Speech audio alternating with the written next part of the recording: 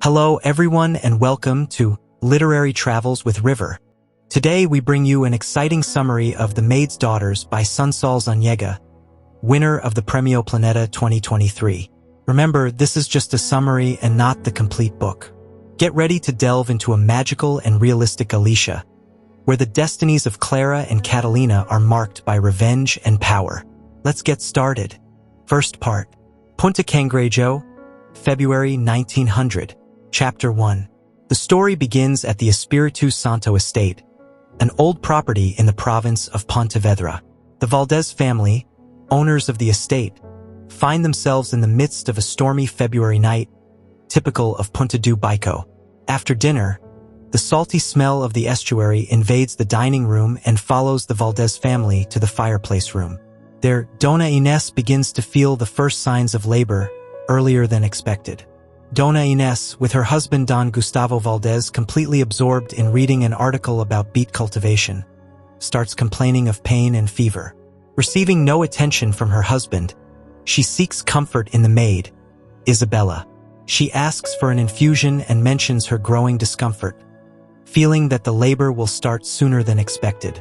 Don Gustavo finally realizes the gravity of the situation when his wife collapses on the floor with a sharp pain.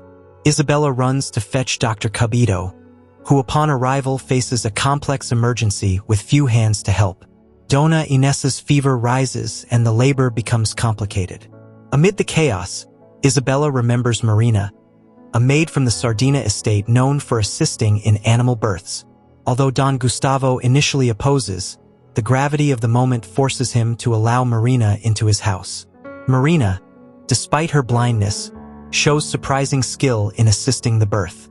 She manages to bring a baby girl into the world, whom she decides to name Catalina. Meanwhile, Don Gustavo, overwhelmed by events and emotions, retreats to the estate's lookout. From there, he observes Renata, another maid at the estate, who is also giving birth alone. Renata gives birth to another baby girl, Clara Alonso Comisana, while Señor Valdés watches from a distance. At the estate, Doña Inés fights for her life while Dr. Cabito and Marina try to stabilize her. The chapter concludes with Don Gustavo facing the guilt and consequences of his past actions, feeling the weight of his mistakes as he watches over his wife and newborn daughter, Catalina. Chapter 2. Silence only returned to the Valdés estate at dawn, when the morning storm had just begun. Doña Inés, sedated with chloroform by Dr. Cabito, finally fell asleep. Isabella, following the doctor's instructions, tried to feed the baby, although her breasts were dry. Marina, the midwife, offered to nurse the baby since she was also a wet nurse. Don Gustavo, worried about his wife, asked the doctor when she would wake up. Cabito assured him that Doña Inés needed to rest and that when she asked to see the baby, they should allow it. The doctor checked that Doña Inés's breasts were full of colostrum, which would help the baby. Isabella, although tired and emotional, took care of the baby and prepared an infusion to help her evacuate. Cabito, exhausted, gathered his instruments and promised to return in the afternoon. Before leaving, he made it clear that the Valdés would have a beautiful baby girl and that God does not punish the good but tests them. Don Gustavo, disturbed by the memory of his infidelity with Renata, feared that the doctor knew something and that his reputation was in danger. Gustavo accompanied the doctor to the door and, upon returning, found Marina and Isabella with the baby. After making sure the baby was calm, he allowed Marina to stay at the estate to nurse her. He kissed his daughter, noticing her metallic and bitter smell, and ordered Isabella to prepare a room for them. Entering the master bedroom, Gustavo allowed himself to cry upon seeing his wife, weakened but alive. Remembering his grandfather Geronimo and the family fortune built on salt, he fell asleep in a chair. At dawn, Isabella woke him up and, after ensuring everyone was well, prepared to go to the factory. Before leaving, he saw Domingo, Renata's drunken husband, being slapped by his wife. Renata then arrived at the estate to announce the birth of her daughter, but Gustavo, disturbed and fearful, ordered that she not be allowed into the house. Isabella, though intrigued, obeyed without question. Don Gustavo headed to the factory, leaving many doubts and fears behind. On the way, Renata intercepted him and spoke to him privately, causing Isabella to repeatedly cross herself, trying to ward off the demons that seemed to have settled in the Valdés estate. Chapter 3. The sun rose slowly, breaking through the black clouds over Monteferro. After the storm, little Jamie played in the estate gardens, accompanied by Isabella, who tried to teach him the name of his new sister. Meanwhile, Renata, taking advantage of Isabella's absence, approached the estate with her newborn daughter in her arms. Renata found Marina in the kitchen and, after ensuring that Isabella wouldn't return soon, asked for permission to stay. Marina, nursing the Valdés's daughter, noticed the anxiety in Renata's daughter's eyes, which seemed unsatisfied with her mother's milk. Renata, agitated by her own thoughts and frustrations, expressed her doubts and fears aloud. Seizing a moment alone in the room, Renata made a desperate decision. She switched her daughter Clara for Catalina, the Valdés's daughter, convinced this would ensure a better life for her child. Struggling with her emotions, Renata exchanged the clothes and coos of the babies, handing Marina her own daughter as if she were the Valdés's. Later, Doña Inés awoke, still weak but slowly improving. Dr. Cubito, upon visiting her, ordered that Marina continue caring for the baby for another day. In the gardens, Renata, though with a changed expression, managed to avoid being expelled by Isabella. The maid, seeing the wounds on Renata's lips, knew that anguish and fear were consuming her. Meanwhile, Don Gustavo spent the day at the wood factory, avoiding contact with others and reflecting on his life and sins. At the end of the day, he decided to confess to Doña Inés about his relationship with Renata, but his thoughts were interrupted by memories of his time in Cuba and his father's infidelity with Maria Victoria, a maid. Don Gustavo, immersed in memories of his grandfather and family tragedy, walked back to the estate, tormented by his own mistakes and those of his family.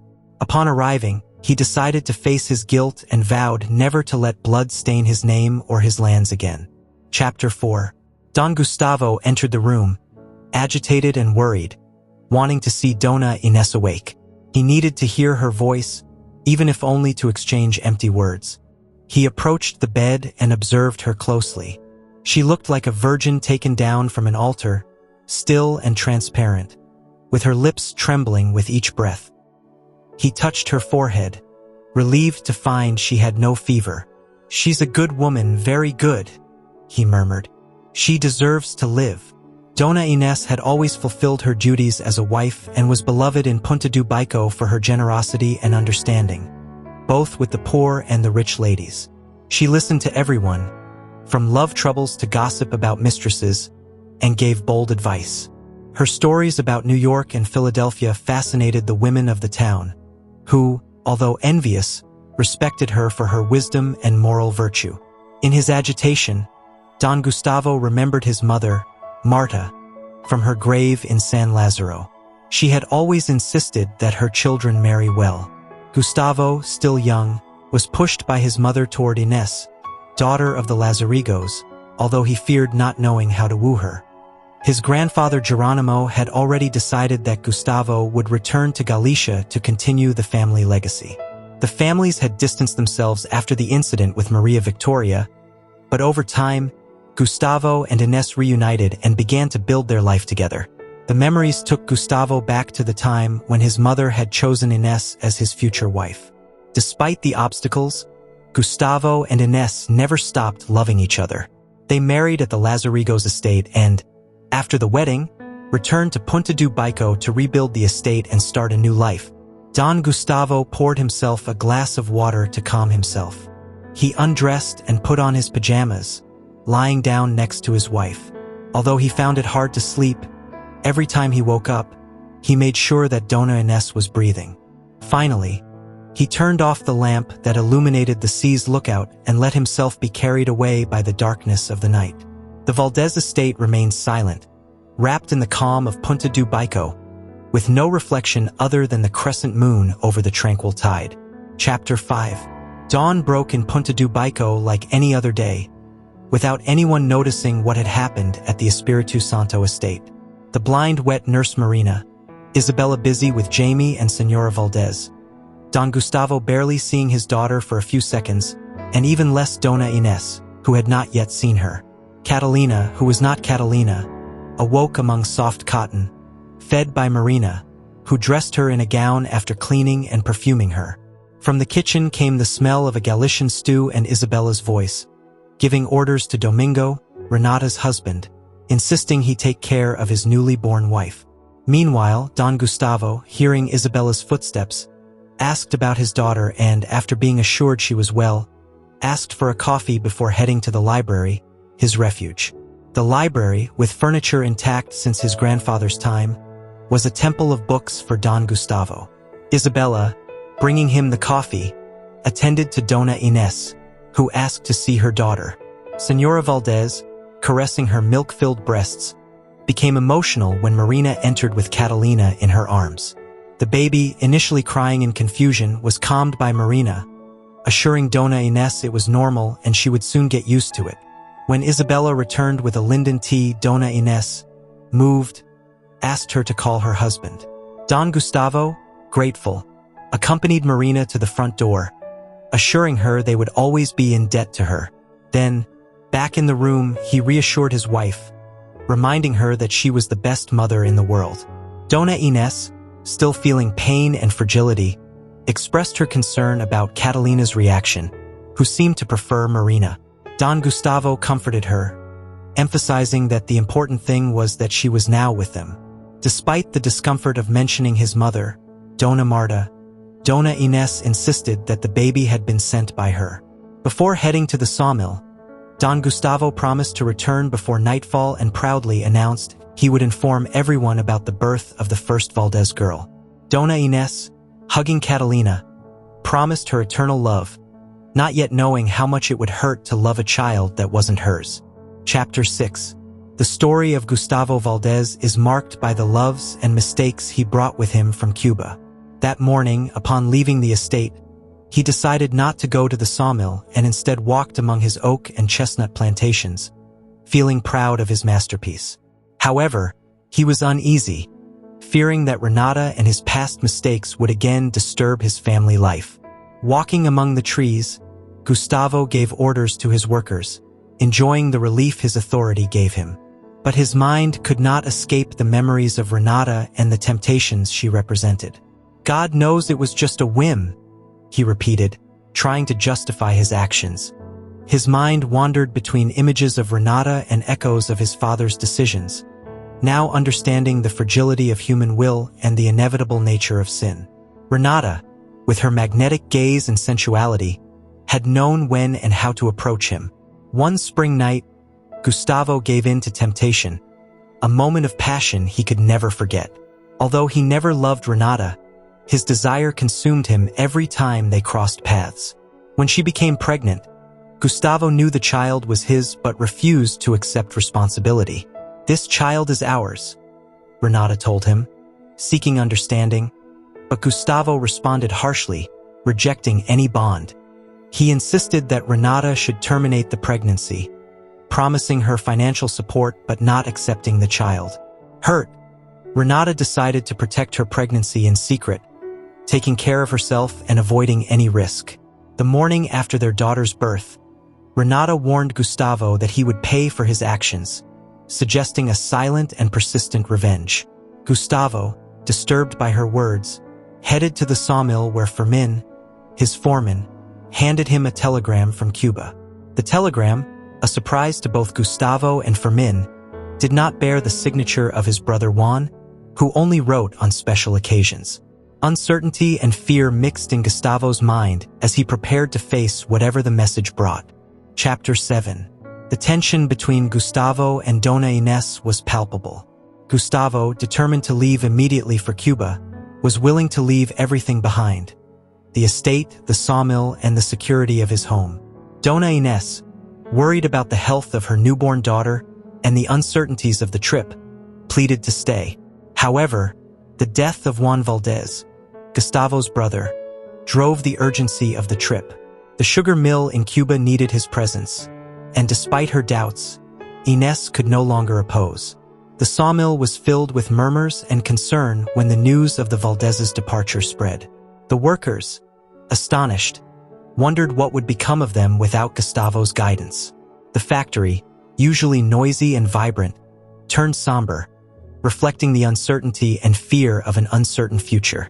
At the estate, preparations for the trip were frantic.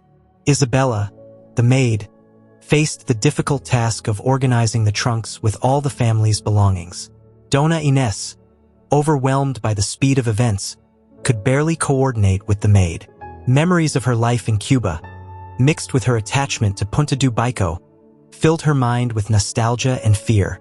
Meanwhile, Gustavo, isolated in the library, dealt with his own torment.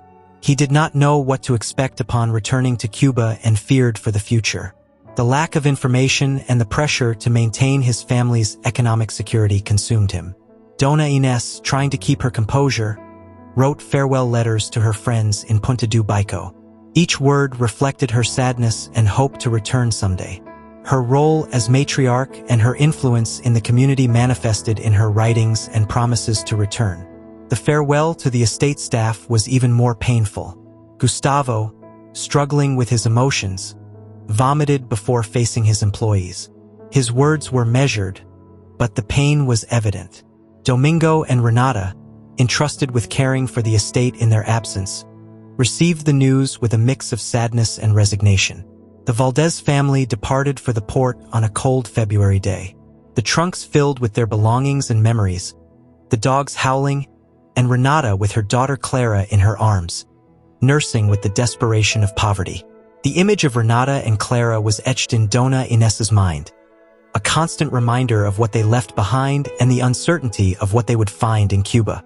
Chapter 8. Hours after setting sail for Cuba, Doña Inés had not left the first-class cabin. The farewell to Renata, Domingo, Don Castor, and Dr. Cubito still weighed on her heart. While her husband entertained himself with the gentleman and the captain, talking about the loss of the colonies and Spain's situation, she tried to lull her children, Jamie and the newborn Catalina, to sleep. Isabella, the maid, seemed restless.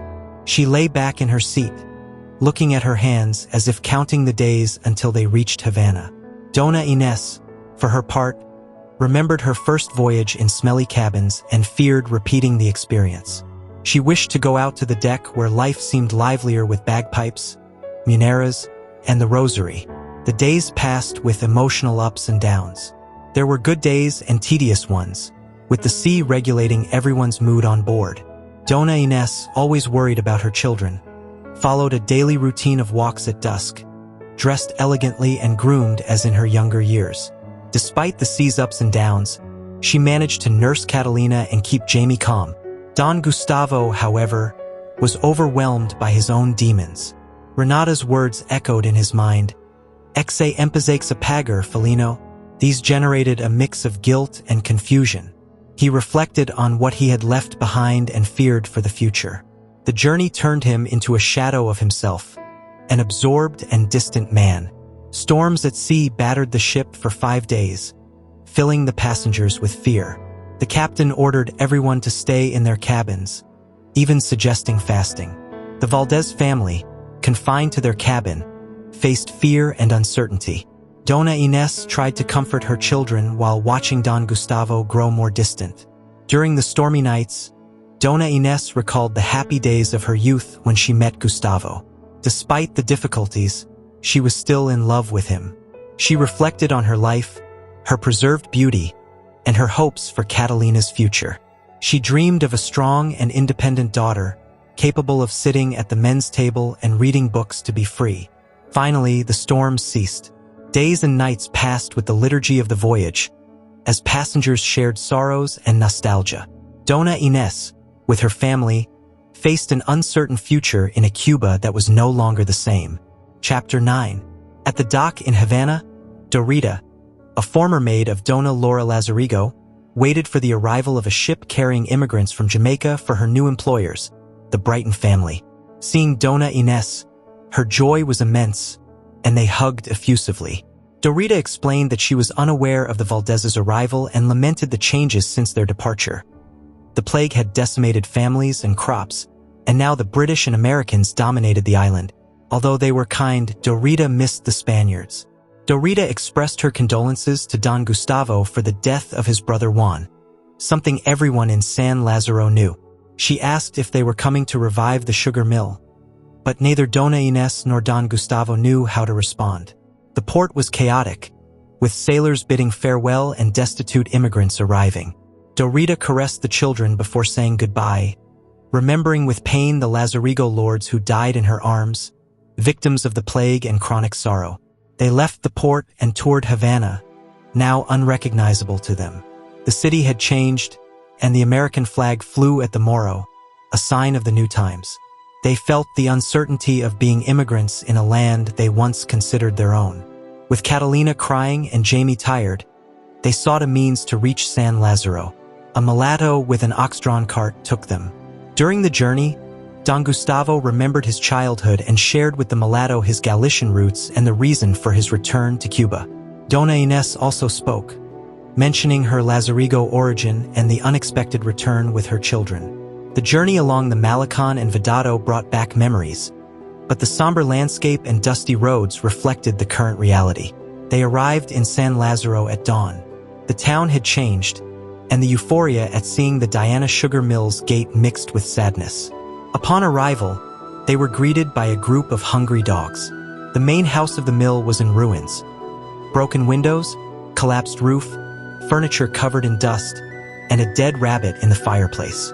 Doña Inés, unable to enter the house, stayed with Jamie in the courtyard, where the wooden post, witness to a cruel punishment, still stood. Isabella, disappointed by the house's condition, regretted leaving Punta do Bico. Doña Inés, feeling envy for Renata, tried to console the maid and went to cry in silence. Walking through the mill, she observed the traces of looting and plantations ravaged by pests. Sitting on a stone, she remembered the seer Antonina Vargas, who had predicted her marriage and motherhood, but without further details. Doña Inés knew Antonina still lived and wondered if she would now reveal the truth she once kept silent. Chapter 10. The first night of the Valdés at the mill was a harsh experience. They slept on dirty mattresses, shaken by bugs, trying to rest. All except Don Gustavo, who, under the moonlight, lit a bonfire in the courtyard, trying to purify the place of evil spirits. Sitting by the flames, he asked for forgiveness for sins, sought atonement, and offered his misery as payment. At dawn, with his mind in chaos, he walked to the San Lazaro cemetery, remembering his family's deaths and feeling the island as a graveyard for the Valdés. He reached the marble tombstone bearing his ancestors' names. He spoke to the dead, reproaching his father for his bad reputation and early orphanhood. He cried while speaking to his mother, telling her about his children and the girl he had left in Spain. Exhausted, he collapsed without receiving any sign to ease his torment. At dawn, the cemetery guards found Don Gustavo unconscious and took him back to the mill. Isabella, recognizing her master, helped move him to the living room. She cleaned his wounds, trying to wake him, but Don Gustavo remained unconscious. Doña Inés, waking at dawn, found her children hungry and disheveled. In her confusion and fear, she descended the stairs, finding her husband in that deplorable state. She screamed for Isabella, who tried to calm her. Without explanations, Doña Inés ran to find the seer Vargas, hoping for help. The seer no longer lived in her old refuge. Now married to a wealthy snuff manufacturer, Antonina Vargas was the boss of San Lazaro. Desperate, Doña Inés found her house and asked to see Antonina. After a brief exchange, the seer agreed to read her hands in a dark room. Doña Inés, recalling her childhood, told her about her family and life in Spain. Antonina, initially indifferent, reacted sharply upon hearing Gustavo Valdés's name, ordering her to leave. The seer revealed her resentment towards the Valdés family for the death of her daughter Maria Victoria. Terrified, Doña Inés fled, running back to the mill, where she found her husband waiting with a somber look. A black servant had arrived to tell Don Gustavo the truth about his brother Juan's death. Don Juan, devastated by the mill's ruin after a hurricane and plague, had hanged himself. The servant handed Don Gustavo 2 letters from his brother, one with burial instructions and another for Gustavo. With pain, Don Gustavo followed the servant to a simple wooden cross marking his brother's grave, in the land he had chosen to rest. Chapter 11. Doña Inés spent weeks in a feverish delirium, telling no one about her encounter with the seer Vargas, and no one mentioned Don Gustavo's conversation with the black servant. When she finally recovered, the headache was so severe that she couldn't believe anything that had happened. During her convalescence, her husband exhumed his brother Juan and moved him to the family mausoleum. He had Juan's name engraved on the tombstone and prayed alone for his soul. No one accompanied him, not even Isabella, who was in charge of the children. The envelope handed to him by the servant contained papers from Don Juan detailing where the money was, what it had been invested in, and how to recover it. He also left Dona Marta's and Grandma Sol's jewelry and the names of potential buyers for the mill. Although he mentioned the hurricane and the plague, he didn't dwell on them to avoid worrying Gustavo. His brother's letters, filled with love, moved him deeply. From then on, Don Gustavo devoted himself to the Diana mill with dedication, without seeking his wife's opinion and distancing himself from her and their children. Meanwhile, in Punta do Baico, Renata continued with her life. She penned in the livestock, took care of little Clara, and handled daily chores. Fermin, the foreman of the sawmill, and Dr. Cubito visited occasionally, concerned about Clara. On full moon nights, Renata left Clara in a basket in the middle of the estate to get her used to the wind and cold. Her life grew increasingly melancholic and dark. One day, Renata received a letter from Doña Inés. Nervous, she ran to the parish for Don Castor to read it to her. In it, Doña Inés spoke of her arrival in Cuba, the stormy crossing, and their settlement at the Diana mill. She mentioned that Catalina and Jamie were well and that Isabella had adapted. Doña Inés also expressed her desire to keep in touch and know about Clarita's health. After reading, Don Castor congratulated Renata on having employers who cared about them. Renata, though grateful, was left deep in thought about how to respond. Life at the estate continued, but the uncertainty about Clara's future and the situation in Cuba lingered in her mind. Chapter 12. The first 2 years passed with their seasons, and the Valdés family's hopes faded with each one. The Diana mill produced nothing, and Don Gustavo found himself struggling against the giant American sugar centrals, established after the Spanish disaster of 1898. The signing of Spain's definitive independence in May 1902 and the proclamation of the Republic of Cuba marked the end of an era. Popular festivities celebrated it, but for the Spaniards and the disbelievers, it was a bitter farewell. Doña Inés, aware of the futility of their efforts, suggested returning to Spain. But Don Gustavo, his eyes fixed on the past, refused. "Our dead are here," he said, while Doña Inés thought there were no living left there. Each night, Doña Inés sat on the porch with her children, Jamie and Catalina. The girl, now 2 years old, ran freely through the dust and leaves, wiping her cheek from the few caresses she received. Doña Inés could not forget the words of the seer Vargas, fearing the consequences of the past. She watched her husband, looked for signs of bad omens, and questioned the workers but found no answers. Her desire to return to Spain intensified in her heart, while she waited for news from Renata and the Espíritu Santo estate. When a letter finally arrived, it was brief, mentioning only Catalina and a few details about Clara, without delving too deeply. This letter marked the beginning of regular communication that would keep Doña Inés connected with Galicia. Doña Inés decided to focus on her children's education and hired 2 teachers from Louisiana, Kate and Sarah, who taught them English and other knowledge. Additionally, Dorita, the former maid, brought a new employee, Maria Elena, a robust and diligent mulatta. Maria Elena, with her culinary skills and dedication, soon earned a place in the house, although her habit of drinking 12 cups of coffee a day to stay awake provoked criticism from Isabella. Isabella, jealous of the new maid, took every opportunity to criticize her. Doña Inés, however, valued Maria Elena and ignored the complaints. Despite her efforts, the decision to sell the Diana mill was inevitable. The presence of the American giants and the mill's lack of viability made its continuation impossible. Finally, the decision to sell was made, and Don Gustavo, though hurt, began preparing the necessary documents. Maria Elena, relieved of her initial fear, adapted to life at the mill, but the days of Diana were numbered. Dona Inés, though worried about the future, focused on keeping her family united and hopeful as they prepared for a new stage in their lives. Chapter 13. Don Gustavo Valdés informed his wife, Inés, that he had sold the mill, assuring her it was not a surrender but a wise decision given the infertility of the land. He revealed that Diana, their daughter, would join La Matagilla, a property of Abadia Biscay, who needed access to the river their land provided.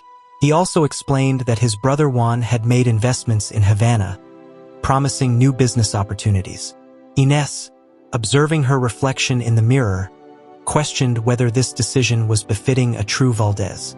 Night enveloped the mill as she let down her hair from its bun, letting it fall over her shoulders.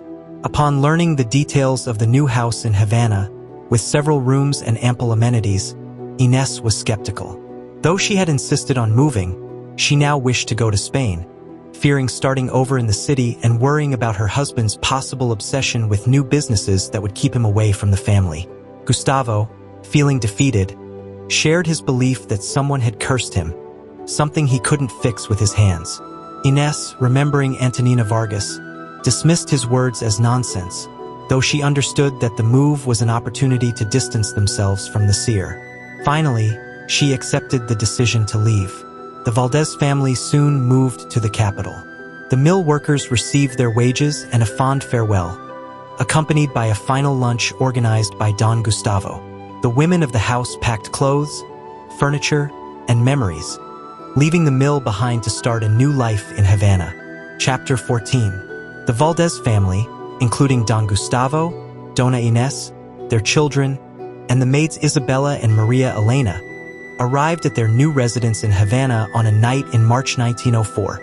The journey had been exhausting, especially for little Catalina, whose behavior annoyed everyone.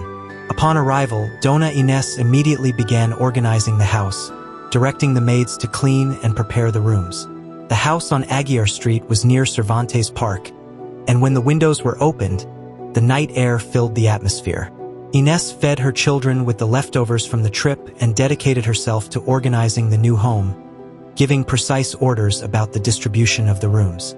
Don Gustavo, on the other hand, sank into his thoughts, depressed by the situation. Inés felt she had been running against time and her own happiness since leaving her parents' mill. She reflected on her marriage and her children, especially Catalina, whose relationship was tense and distant. Fearing for her safety, she filled the house with crucifixes, virgins, and garlic to protect against any evil. Finally, exhausted, Inés succumbed to fatigue. The city of Havana awakened around her, showing its decadence after the years of the colony and the war. The family began to adapt to their new life in the capital, though Inés feared Gustavo represented another form of defeat. Within a month, the house transformed into a sanctuary, with amulets and protective symbols everywhere. Gustavo dedicated himself to his affairs with a taciturn air, while Inés sought to find some happiness in her new life. She began integrating into social circles, helping the needy and frequenting a bookstore on O'Reilly Street, where she met other women to discuss various topics. Catalina, however, remained a challenge. Rebellious and troublesome, her behavior puzzled everyone. Jamie, her brother, tried to calm her, but even he began to doubt her kinship with the family. Inés, trapped between love and frustration, struggled to understand her daughter, feeling that the San Lazaro seer was right about the curse. Chapter 15. In February 1907, Don Gustavo's daughters turned 7. While Spain was under Antonio Mora's government and Alfonso XIII reigned, in Cuba, the U.S. intervention continued after Estrada Palma's fall in 1906. Although the political situation was tense, the Valdés family celebrated Catalina's and Clarita's birthdays differently. Catalina enjoyed apple pies, sweets, and refreshments in Albert Square, while Clarita, on the other side of the Atlantic, blew out her candles alone, wishing to learn to read and write. That night, Don Gustavo approached Dona Inés with words of love, something she hadn't heard in a long time. Despite the coldness that had settled between them, they reconciled in the intimacy of their room. From that moment, Gustavo showed more affection and presence, returning to loving gestures and sharing family breakfasts. Dona Inés, seeing a change in her husband, allowed herself to be carried away by the renewed affection and soon discovered she was pregnant. The news of the pregnancy filled Gustavo and the maids with joy, though Catalina showed indifference. Inés tried to explain to her daughter that the new baby would only bring happiness, assuring her she would always be special for being the first. However, Catalina remained distant and defiant. As the pregnancy progressed, Inés grew more beautiful and regained some of her past happiness. On one occasion, she decided that if the baby was a boy, he would be named Leopoldo, after the author of La Regenta. Gustavo accepted the name without objection, and although business was not as prosperous as before, Inés encouraged him to invest in alabaster, convinced it was an opportunity to recover what was lost.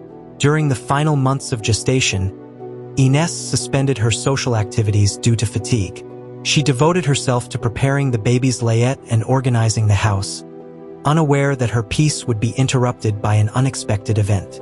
She began hearing noises on the roof, initially attributing them to birds, but soon discovered they were rats. The rats invaded the house, horrifying Inés, who fainted upon seeing the magnitude of the infestation. On the day of the birth, Leopoldo was born amid chaos. The family temporarily moved to the Inglaterra Hotel while the house was disinfected. Despite the maid's efforts to minimize the incident, Inés confirmed the smell of poison in their home upon returning. Finally, determined and firm, she informed Gustavo of her intention to return to Spain, leaving the decision to accompany her in his hands. Second part. Punta Cangrejo, 1915. Chapter 16. Dona Inés remembered her mother, Dona Laura's words, "If you can't bear the answer, don't ask the question." This advice resonated in her mind as she waited for news from her husband. When the postman Zacharias confirmed there were no letters from Cuba, Inés hid her concern and feigned optimism, though she knew it had been months since she last heard from Don Gustavo. Since 1915, Gustavo had stopped writing regularly, and Inés, though she heard Fermin talk about her and the sawmill in his conversations with Gustavo, received no direct answers. The uncertainty led her to imagine possible infidelities by her husband, but she forced herself to maintain composure and continue with her responsibilities. Inés had become involved in the sawmill business, showing a keen sense for business, and earned Fermin's respect. Upon returning to Spain, she established new rules at the estate, wanting to keep the door open so her children and dogs could bring life to the place. Additionally, she wanted the maid's daughter, Clara, to have free access to her house, recognizing her intelligence and potential. Isabella, the head maid, had become bitter and difficult, complicating coexistence with the other maids, Limita and Maria Elena. Inés, seeking to fill the estate with music and calm Leopoldito, bought a gramophone, which worked miracles for the boy, who struggled to adapt to his new life in Spain. Dona Inés made all her decisions without considering Don Gustavo's opinion, focused on ensuring a good future for her children. She forbade speaking about Cuba and rarely mentioned Gustavo, keeping her focus on the present and her children's education to prevent them from feeling nostalgic for the island. She clearly remembered the night she decided to return to Spain. Gustavo had refused to accompany her, prioritizing his obligations with the alabaster business and leaving Inés and the children in her care. That night, Inés cried on the Havana Malecon, realizing that her happiness had been an illusion and that she now had to face her new reality. Before arriving in Spain, Renata, the family maid, learned of Leopoldo's birth and the Valdés family's imminent arrival. The news provoked a mix of emotions in her, and although she tried to hide her surprise, it was evident that the situation deeply affected her. Upon arriving at the estate in Spain, the family was received on a cold and silent night. Inés, carrying Leopoldito, faced her fears and doubts about the future without Gustavo. On her first day back, she met Clara, the maid's daughter, and felt a special connection with her. Clara, with her blue eyes, demonstrated surprising intelligence and skills, having learned to read and write without attending school. Over the years, Inés never dared to ask Clara about her true identity or Gustavo about his return. Life at the estate continued, with Inés taking control and trying to maintain her family's stability and happiness amid the uncertainty and pain of the past. Chapter 17. One day, while walking from Punta do Baico school, Dona Inés proposed to Clara that she work with her. The young girl, who was 15 and knew how to read, write, and do arithmetic, accepted excitedly. That same night, Dona Inés talked to Renata, Clara's mother, about her plan. Although the maid showed some initial resistance, she eventually agreed, allowing Clara to start working. Clara's enthusiasm contrasted with the indifference of Dona Inés's children, except Jamie, who asked if Clara needed money. Dona Inés explained the importance of helping others and emphasized that without her intervention, Clara might end up as a maid. Jamie mentioned that Catalina was jealous of Clara, which worried Dona Inés. Catalina had shown rebellious behavior, even rejecting a birthday dress her mother had given her. Inés tried to approach her daughter to understand her feelings, but Catalina rejected her harshly. When Clara started working at the sawmill, her beauty was already blossoming. Although her clothing was humble, her blue eyes stood out. Dona Inés avoided giving her Catalina's clothes to avoid hurting anyone. At the sawmill, Clara was received by Fermin and placed under the supervision of Regina Gans. Clara, demonstrating her skill with numbers, was soon assigned to measure wood and make batches of 100 kilos. The other workers, especially La Santiaguina, began to suspect Clara, fearing she was a spy for Dona Inés. Clara quickly adapted to the work and learned about the hard life of the workers. However, she didn't reveal the plans of a group of workers to raid a hoarder's warehouse. The plan was executed on May 6, 1917, and although the women were arrested, the action demonstrated the desperation caused by the food shortage during the Great War. Dona Inés, upon learning of Clara's involvement, decided to increase all workers' wages to ensure the families had enough to eat. Meanwhile, in Havana, Don Gustavo continued with his life. He received and responded to Dona Inés's letters, keeping her informed about the political and economic changes in Cuba. However, he revealed that the alabaster business had failed due to the mismanagement of a disloyal manager. Despite this setback, Gustavo had reinvested in the sugar business, confident that the favorable conditions created by the European War would lead to prosperity. He knew this news would not be well received by Dona Inés, but he was determined to seize the opportunity. Chapter 18. In late August 1918, a wave of coughs and sneezes swept through Punta do Baico. Within a week, a virus that Dr. Cub Ito dubbed the Russian cold had sickened entire families. Spain, being neutral in the Great War, reported its dead from the flu, which in other places were camouflaged as war casualties. The mayor blamed the sailors and band crossing the Portuguese border. The epidemic affected both the poor and the rich. Dona Inés, worried, prayed every night that her family wouldn't get infected.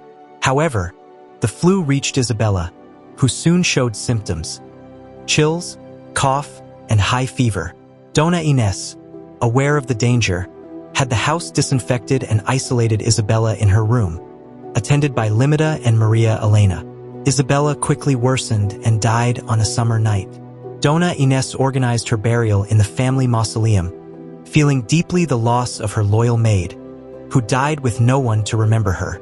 Dona Inés and her children attended the funeral, but Renata didn't allow Clara to leave the house for fear of contagion. Catalina, with her defiant behavior, commented that not all deaths were sad, implying a desire to see Clara dead. Jamie, worried about Catalina's attitude, suggested his mother send her to a boarding school for young ladies, believing his sister would never change. Dona Inés, though pained by the distance from her daughter, considered Jamie's suggestion, recognizing that Catalina's jealousy and rivalry were dangerous. In the following weeks, mourning and loneliness took over the estate. Dona Inés sought comfort in Clara's company, who often sneaked into the library to be with her. One night, Clara expressed her wish to have been able to say goodbye to Isabella and shared the harsh reality of poverty and envy among the poor. Doña Inés comforted her, acknowledging the young girl's wisdom and kindness. Clara mentioned the idea of investing in the sea business, suggesting that the canneries of Punta do Baico were very lucrative. Intrigued, Doña Inés decided to seriously consider the proposal, seeing it as an opportunity to secure her family's future. That night, left alone in the library, Clara found a letter hidden in a book. The letter was addressed to Renata, her mother, and Clara felt deeply impacted upon reading its contents. She ran back home and hid the letter, not knowing that one day she would need to review it to better understand her story. Chapter 19. No one knew when the Spanish flu would end, but the war concluded first. The signing of the armistice on November 11, 1918, brought peace to Europe, and with the new year, Punta do Baico began to regain some of its ordinary life.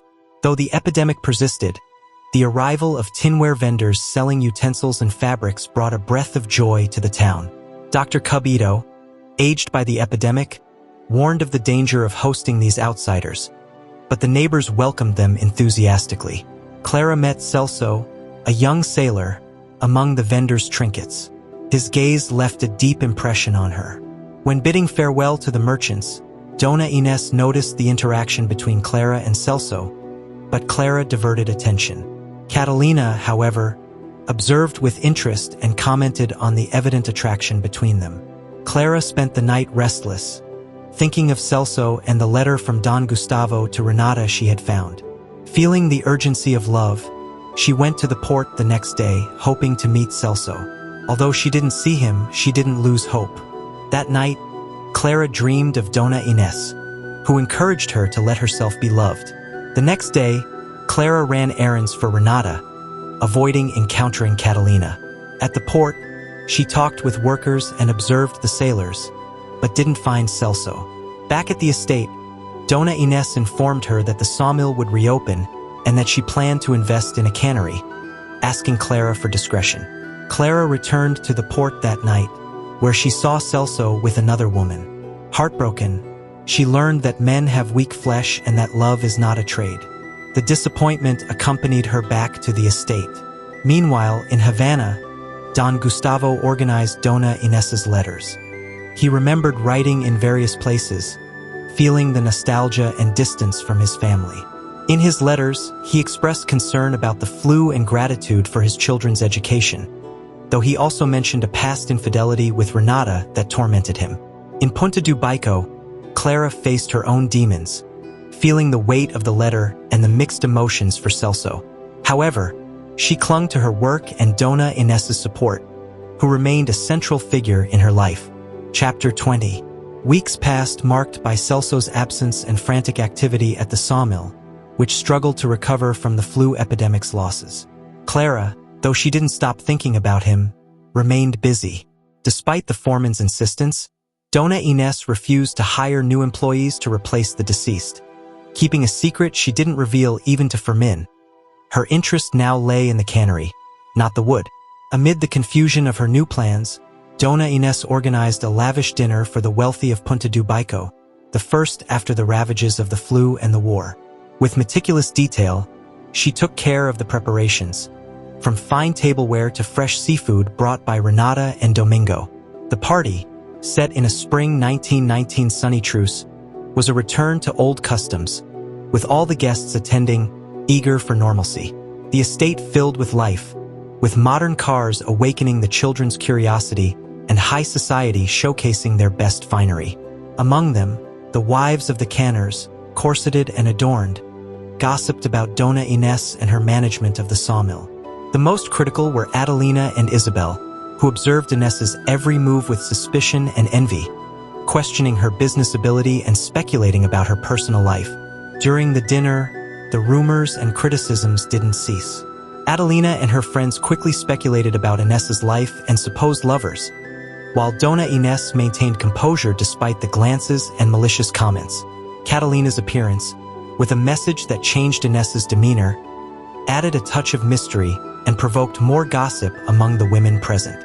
Meanwhile, the men, led by Antonio Barba Pilares, discussed business, especially the opportunities peace after the war brought.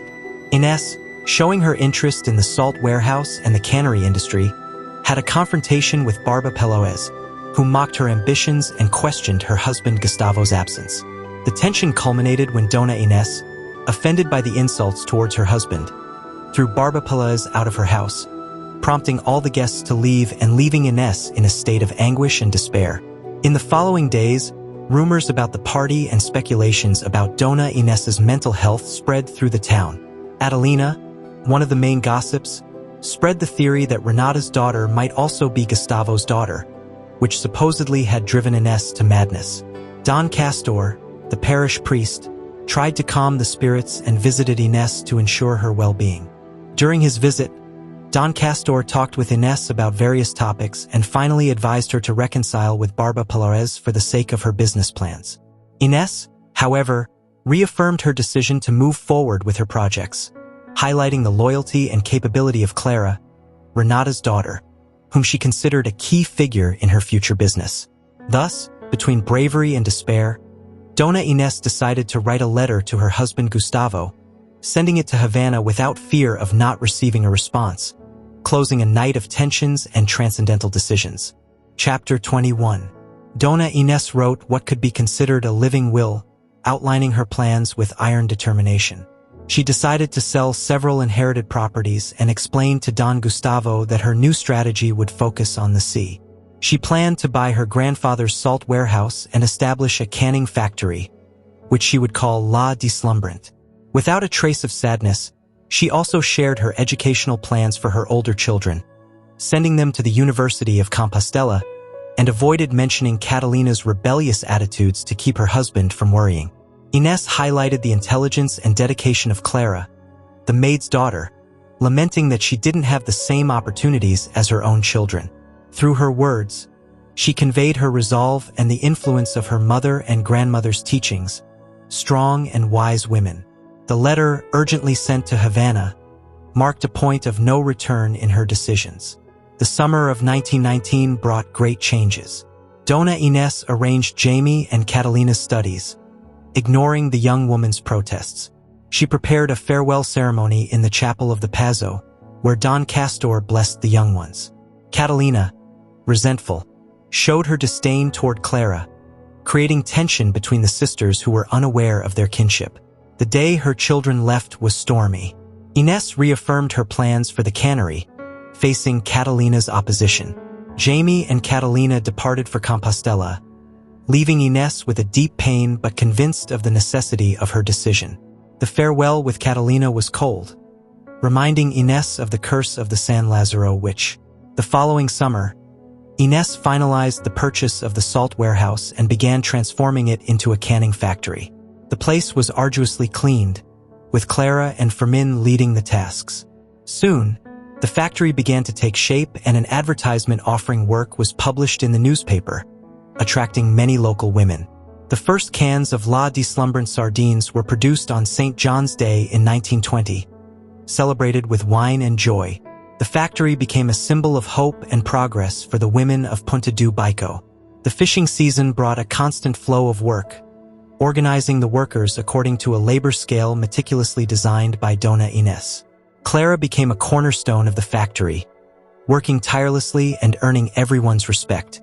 Despite the exhaustion and difficulties, she never used her relationship with Doña Inés to avoid the hardest tasks. Her bond with Celso remained latent, but over time, she learned to control the pain associated with his memory. In the life of Doña Inés, each day was a battle won against adversity. Her efforts and determination were rewarded with the initial success of La Deslumbrant, becoming a beacon of hope and progress in a community marked by war and epidemic. Chapter 22. The women returned to the Pazo with the cans for the Mesa de Fame, crossing the rain-soaked fields. From afar, they saw the line of beggars waiting their turn. On the first Monday of each month, Doña Inés distributed canned goods to the needy, placing the cans on a stone table in front of Espíritu Santo. The beggars thanked her, promising to pray for her, but Doña Inés, looking to the sky, asked them to pray for her right decisions. She wished to ask for more. For Catalina's character, Jamie's future, Leopoldo's health, and a sign from Don Gustavo, but she restrained herself. With so much work and worries, Dona Inés's patience was running thin, though one morning she felt her husband's absence becoming more bearable. She could forget him if she wanted, but she clung to the hope of receiving him someday, proud of her achievements in Punta do Bico. During that time, Dona Inés changed her style, wearing suits and low-waisted dresses, and enjoying small luxuries like herbal liqueur and cigarettes with a holder.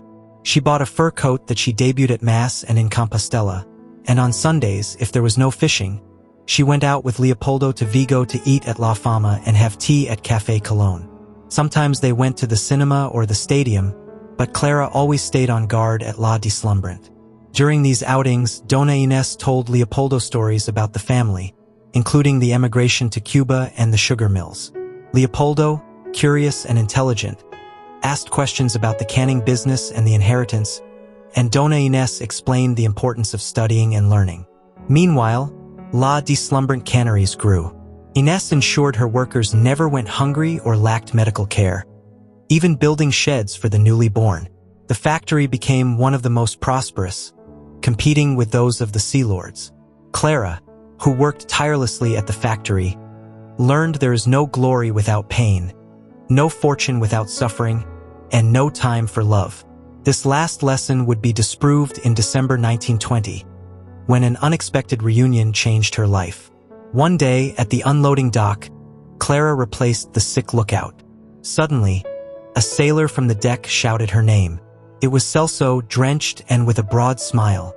Clara, surprised and holding back her emotions, tried to focus on her work but couldn't resist the attraction. Celso, determined to see her, arranged to meet her at Las Barcas beach at nightfall. That night, Clara, nervous and excited, ran to the beach. There, Celso awaited her and, after a brief exchange of words, kissed her tenderly. The emotion of first love enveloped her, and together they watched the sunrise, promising each other a future reunion. Hours at the factory flew by for Clara, who couldn't stop thinking about Celso. Despite the exhaustion and routine, the encounter with Celso gave her new hope, illuminating her life and challenging her lessons about love. Chapter 23. Clara and Celso met every afternoon at the same beach after work at La Deslumbrant. Clara sneaked out of the factory quickly, even though her mother, Renata, began to notice her absence and scolded her for neglecting household chores. Clara lied, saying La Deslumbrant needed her presence, and although Renata showed bitterness, she knew deep down that Dona Inés had always cared for both of them. One day, Renata, furious at Clara's attitude, slapped her. Clara, far from being frightened, confronted her firmly, challenging her to hit her again. Renata, comparing Clara to her father, restrained herself, and Clara, sobbing, locked herself in her room. There, she remembered a letter hidden among the bed wires, written by Don Gustavo to Renata in 1899, demanding she fulfill a secret agreement. Driven by anger and confusion, Clara ran to the Pazo in search of Dona Inés. She found Limita, who offered her water and comfort, before Dona Inés appeared. Clara, crying, told Dona Inés about the slap and her meetings with Celso. Instead of getting angry, Dona Inés was happy and encouraged her to let that love grow, sharing memories of her own happy marriage to Don Gustavo. As they walked to the factory, Clara decided not to show the letter to Dona Inés but promised herself to investigate its contents and the reason for that message. She wanted to protect Dona Inés from pain and doubts about her husband. That night, Clara and Celso met at the beach. Celso, with news of a new job on the steamer Santa Isabel, was preparing to leave Punta do Bico. Clara, hurt by his departure, accused him of making those promises to all women. Celso, sincere, assured her only to her. Clara, feeling the weight of her emotions, ran away, wondering what to do with a love that seemed impossible to sustain. The Santa Isabel, a steamer of the Spanish Transatlantic Company, was a marvel of the sea, admired for its size, luxury, and capacity. Celso, excited about his opportunity, tried to console Clara, promising her a future together. But Clara, overwhelmed by the imminent separation, ran to Espíritu Santo hill, shouting her anguish to the wind over that uncertain love. Chapter 24. Postman Zacharias arrived at Espíritu Santo panting, astride his horse loaded with mail sacks. The Pazo dogs ran toward him, barking fiercely. Desperate, Zacharias shouted for help when he saw no one in sight. Doña Inés, waiting for the mail in the sea's lookout, saw his distress and ran to meet him, hopeful of receiving news from Cuba. When she arrived, she found Zacharias with bulging eyes and asked what was happening. He hurriedly explained that he had found a dead man behind the Pazo wall. Disbelieving, Doña Inés followed him and, upon arrival, confirmed the lifeless body was Domingo, the Pazo's guard. Despite being dead, Doña Inés sent Zacharias to fetch Dr. Cabito. While Zacharias went to find the doctor, Doña Inés, with regret, turned Domingo's body over and confirmed his death. She decided to notify Renata and Clara, who remained silent upon receiving the news. The three women walked together to the body. Clara, seeing Domingo, cried, unsure if from sorrow or shock. Renata, bitterly, commented that Domingo had been seeking his fate for some time. The postman and Celestino, the doctor's pupil, arrived shortly after, followed by neighbors and Don Castor, who, upon confirming the death, rang the bells for the dead. Domingo was buried in the Punta do Bico cemetery, in a modest niche. Doña Inés took care of all the arrangements, including the publication of an obituary in the newspaper. Clara spoke of Domingo only once more, telling Celso without lamentations. Then they changed the subject and focused on the days they had left together before Celso's departure. Celso explained that he had to leave to join the Santa Isabel crew on January 1st, 1921, and that he wanted to visit his family in Tomino before. Clara accepted, though it hurt her. Clara and Celso's meetings became a farewell ritual. Every night they met and talked about the future, though Clara, deep down, was saying goodbye to him like a husband, fearing for his return. On the nights of farewell, Clara wrote in her love diary, preserving every word and emotion. One day, Clara told Doña Inés that Celso was going to board the Santa Isabel. Doña Inés, initially angry, ended up moved to learn that Clara and Celso planned to marry. She promised Clara a beautiful wedding at the Pazo when Celso returned. On the day of Celso's departure, Clara spent the night writing in her diary. They met at dawn at the crossroads between Espíritu Santo and La Deslumbrant. They barely spoke, everything had been said.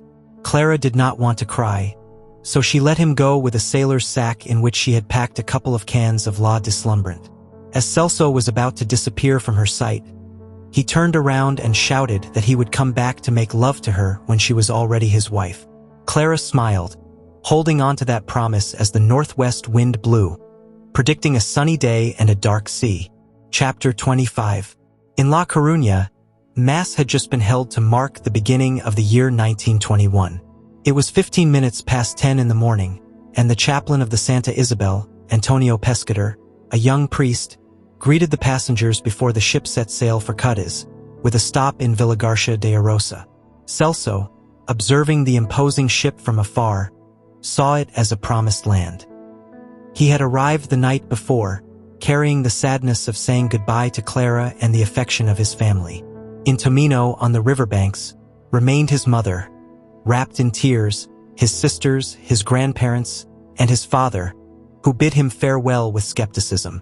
Celso approached the port to observe the loading maneuvers and saw how pieces of an altar were being loaded. When his turn came, he presented himself enthusiastically and was welcomed by Balbino Sierra, a sailor of the Transatlantic Company.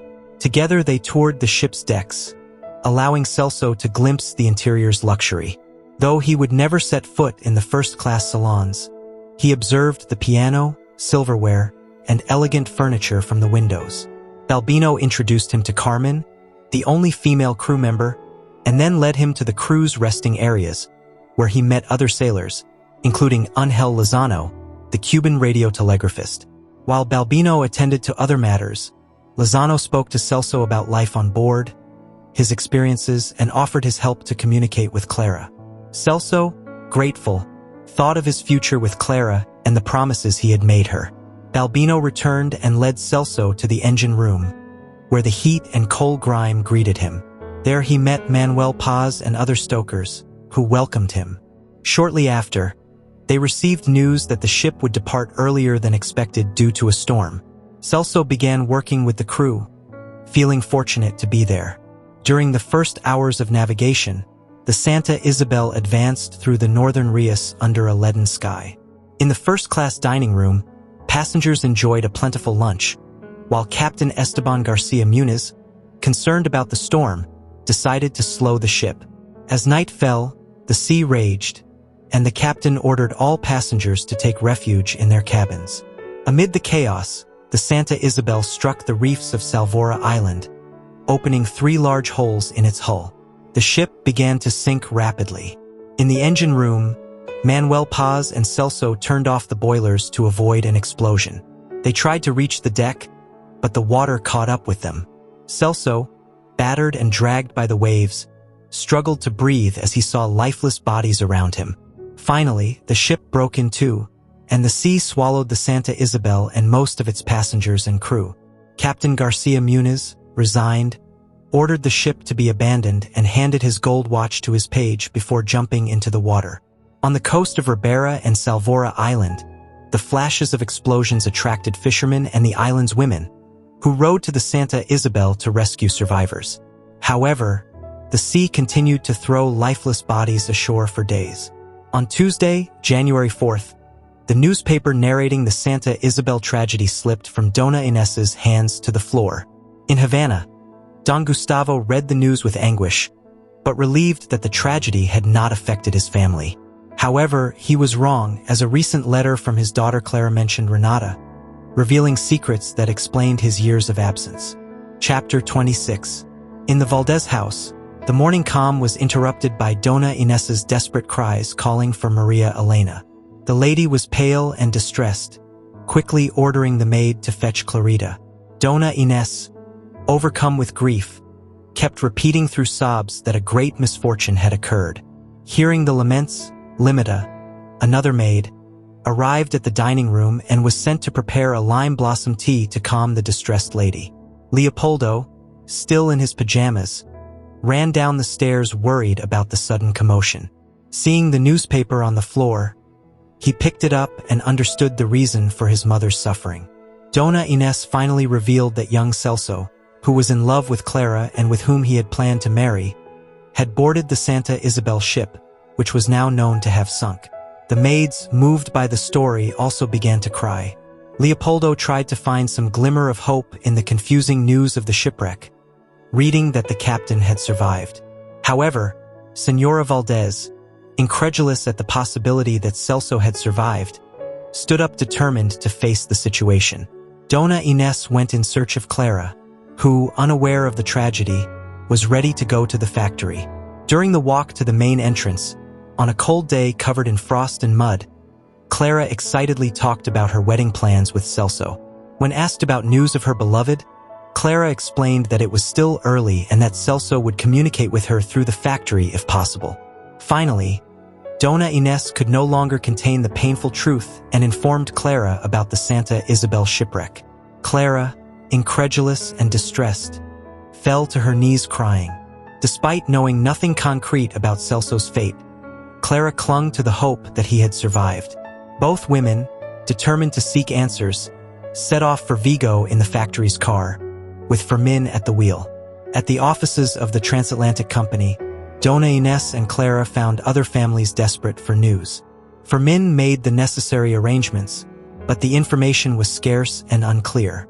With heavy hearts, Clara insisted on staying, but eventually agreed to return to Punta do Bico, although the wait for news consumed her inside. Upon arriving in the village, they went to the parish where Don Castor, the priest, listened to them and promised to keep them informed. Clara, faced with the horror of losing her beloved, prayed silently, feeling her youth and dreams fade before the harsh reality of the tragedy. Chapter 27. For more than a week, Clara remained secluded in her small room, absorbed in the pages of her love diary, without eating or drinking, ignoring the daylight. However, She accepted visits from Doña Inés, who, concerned, approached Renata's house quietly. She tapped the window softly to avoid alerting Clara's mother, fearing she still knew nothing of the tragedy.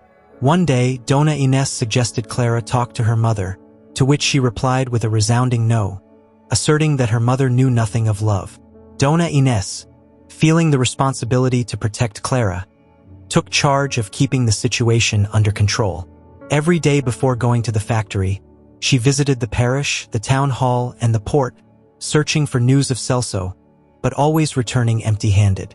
Clara, desperate for news, asked her to bring her El Faro de Vigo newspaper, hoping to find some new information.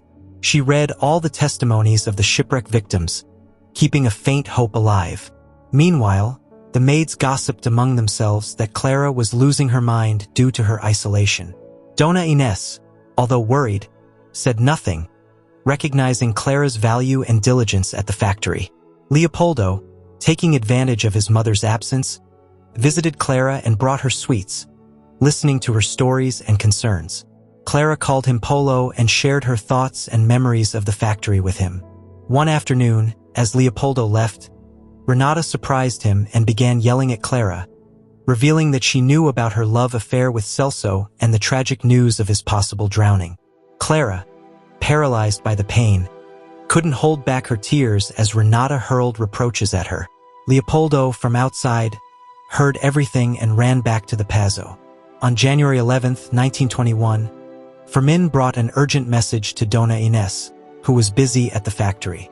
The message confirmed the discovery of Celso's lifeless body. Doña Inés, with a heavy heart, decided to personally bring the news to Clara.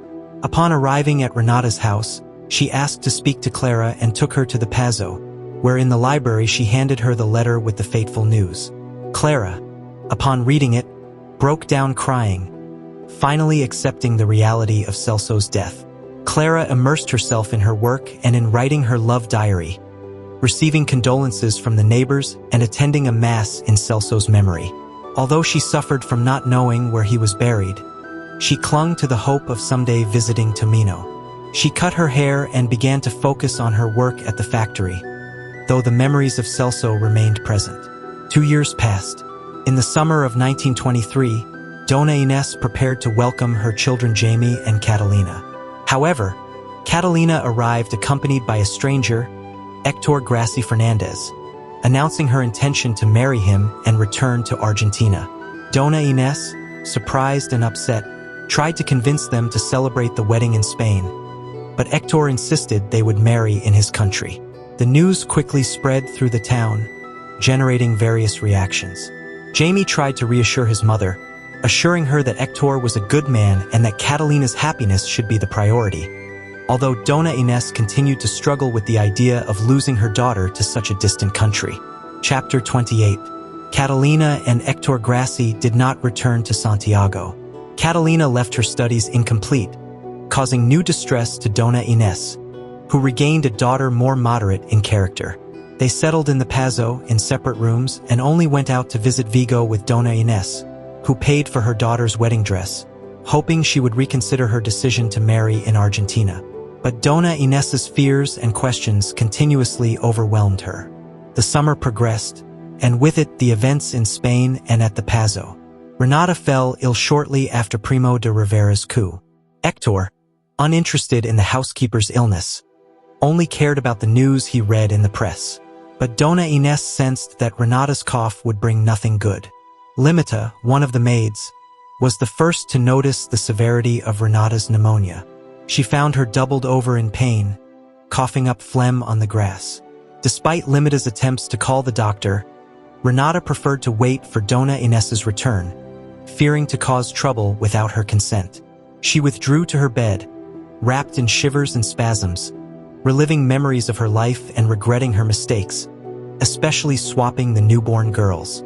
She felt the guilt of not having been a mother to Clara, whom she had treated coldly over the years. Desperate to unburden her conscience, she decided to confess the truth. With fever and in a state of delirium, Renata left her house and headed to the Pazo, calling out for Catalina. The young woman, surprised by the housekeeper's state, accompanied her back to her house. There, Renata revealed that she was her true mother and that she had swapped her at birth with Clara to ensure her a better life. Catalina, stunned and horrified, rejected the confession, accusing Renata of being crazy. Renata, weakened by fever, let Catalina flee while she collapsed, consumed by guilt. Hours later, Renata died, finally freed from her secret. Catalina, meanwhile, locked herself in her room, overwhelmed by the revelation. She wanted to see or hear nothing of what was happening at the Pazo. Doña Inés, returning from work, noticed her daughter's absence at dinner. Catalina, claiming to be ill, secluded herself in her room, avoiding Renata's funeral and the commotion her death caused at the Pazo. In her solitude, Catalina understood why she had always felt out of place in the Valdés family. She spent 3 days locked up, reflecting on her identity and the weight of the revealed secret. On the 4th day, she emerged from her room determined. She asked Hector to buy the first ticket to Argentina, wanting to escape the hell her life had become.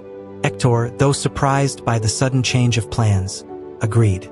Catalina decided they would marry in Argentina, far from the shadow of her past and the secret she now kept alone. Chapter 29. In the months that followed, Doña Inés and Clara were two lost souls wandering through Punta do Baico during their breaks from La Deslumbrant. Both suffered the same wound, loneliness.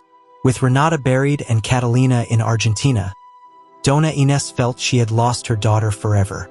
She regretted not having the courage to ask Catalina why she was leaving, if she felt rootless or abandoned, or if she had not received the love she needed.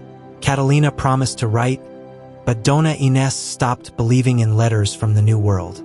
Together, Doña Inés and Clara strolled, leaving behind a trail of sadness that everyone noticed. The neighbors, seeing them, asked Doña Inés about Catalina's wedding and her sudden departure, to which she responded briefly, avoiding the details she did not know. She bought purgative salts and left accompanied by Clara. After Renata's death, new housekeepers took over. Doña Inés invited Clara to move into one of the vacant rooms on the ground floor of the Pazo. Although she briefly considered housing her in Catalina's room, she discarded the idea to avoid suspicions.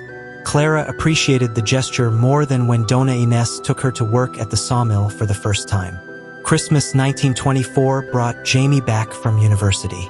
Together, Clara and Doña Inés prepared the house, took out the Spanish pottery dinnerware, and talked about its origin.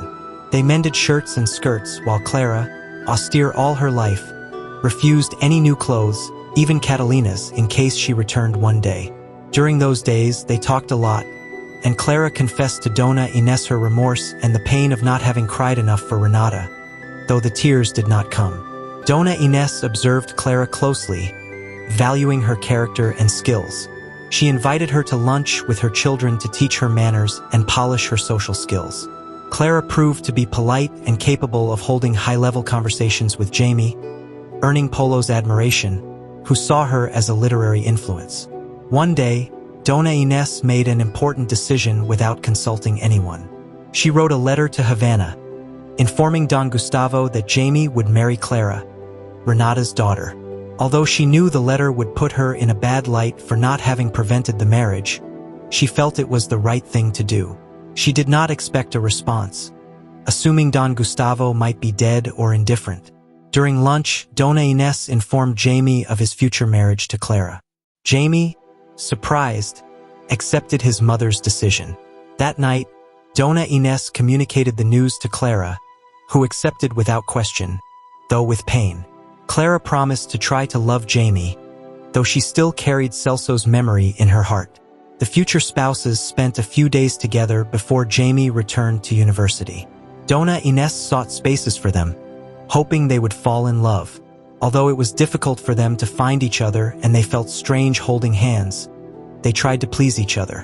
When Jamie left, Clara, still doubtful and with a divided heart, promised herself she would try to love that man. As she bid Jamie farewell, her gaze lost in the sunset at Las Barcas Beach, she remembered Celso and hoped to find peace in her new life. Chapter 30.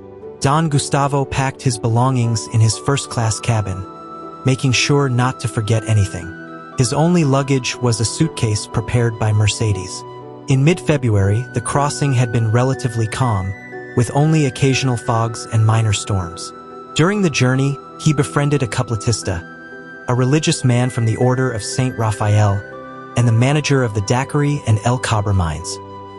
He bid farewell to all with courtesy, including the captain and sailors, to whom he gave tips. Arriving in Galicia, he felt the familiar air fill his lungs, though a persistent anxiety left him unsettled. The port of Vigo had changed considerably, with new docks and a bustling passenger station. He walked through the city, which now seemed unrecognizable, bought a newspaper, and enjoyed a glass of white wine at an oyster stand. He reflected on his return and the possible reactions of his family, especially how to convince Doña Inés that the arranged marriage with Renata's daughter would be a disaster, without being able to reveal the whole truth. He thought of his wife, from whom he had not received updated photos, and his children, whom he barely knew. This return filled him with uncertainty and fear. Approaching the Pazo of Espíritu Santo, emotion and fear overwhelmed him. He observed that the gardens and facade were as lush and majestic as he remembered. He entered the property and, after a moment of reflection, headed to the main door where he knocked with his knuckles. Limita, a maid with a Cuban accent, opened the door and ran to fetch Doña Inés, who was resting. The lady, incredulous and nervous, quickly prepared to receive her husband after so many years. When she came down, she found Don Gustavo, who turned around upon feeling her presence. Doña Inés received him with a formality that concealed her internal agitation. The following hours were filled with an unsettling silence in the Pazo. The maids hid in the kitchen, and Doña Inés, locked in her room, cried, not knowing how to face the situation. Don Gustavo went to the library, where he reflected on his wife and his decision not to leave again. A letter from Doña Inés announcing her son Jamie's wedding had arrived in Havana, and Don Gustavo, enraged, decided he had to travel to Spain to prevent the marriage. He ordered Mercedes to pack his suitcase and went to his partner, Leon Quiroga, to arrange his trip. Leon, though surprised by the urgency, agreed to help without asking questions. Don Gustavo spent the night reviewing the letters he had received and written to Doña Inés, feeling a mix of remorse and determination. In the end, he decided not to burn the letters, though the temptation was strong. The next morning, he set off on a steamer of the Pacific Company, leaving behind Havana with its memories and unresolved conflicts. Chapter 31. The 2 decades and 4 years Don Gustavo had spent in Cuba weighed on his shoulders like a cemetery slab. He reflected on his life, remembering the risky investments, the victories, and the defeats. However, being back at the Pazo and seeing his wife made him feel older than he truly was. Anxiety and past anguish flooded back. He wondered about Clara, her mother, and when he might see Jamie. He also thought about Catalina in Argentina and Leopoldo. He wanted to resolve the wedding matter as soon as possible, but an inexplicable cowardice held him back. Leopoldo's arrival at the Pazo calmed Doña Inés somewhat. After freshening up her swollen eyes from crying, she took her son by the arm and led him to the dining room, instructing him to wait there. She then went to the kitchen to find out where her husband was. The maids pointed to the library door.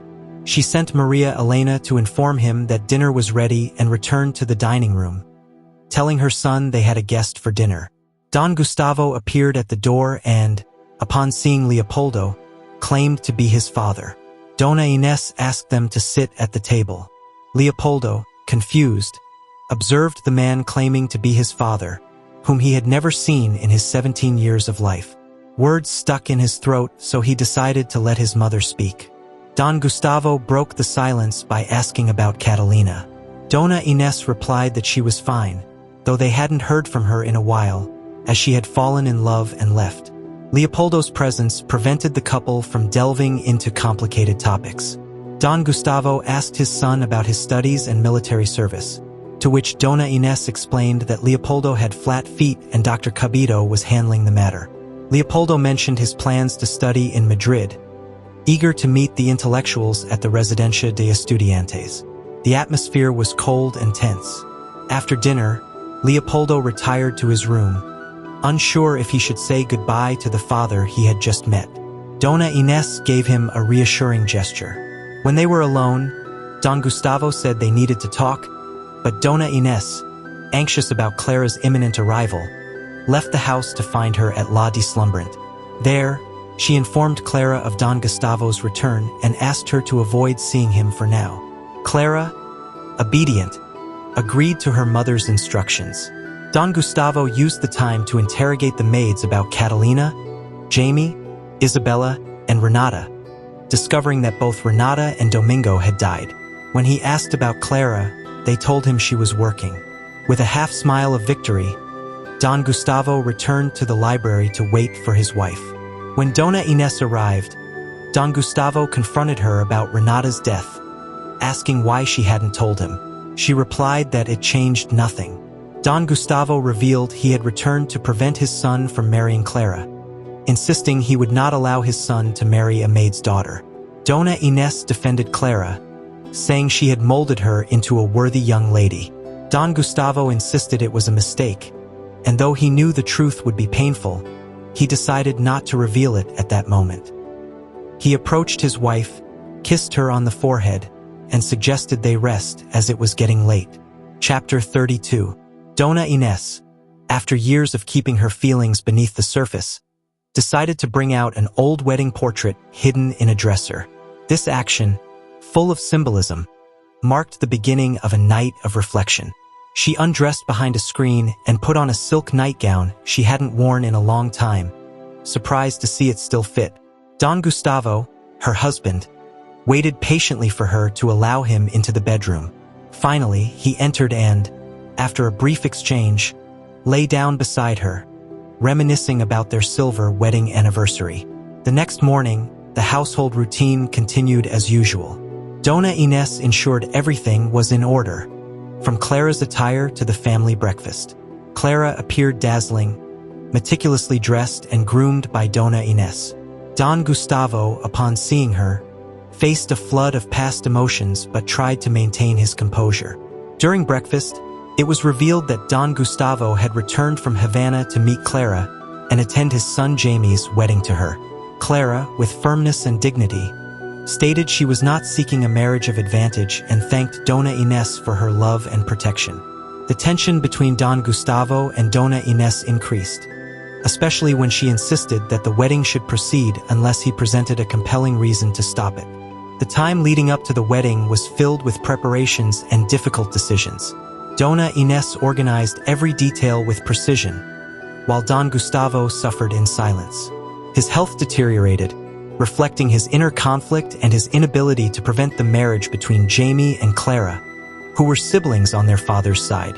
Finally, the wedding day arrived.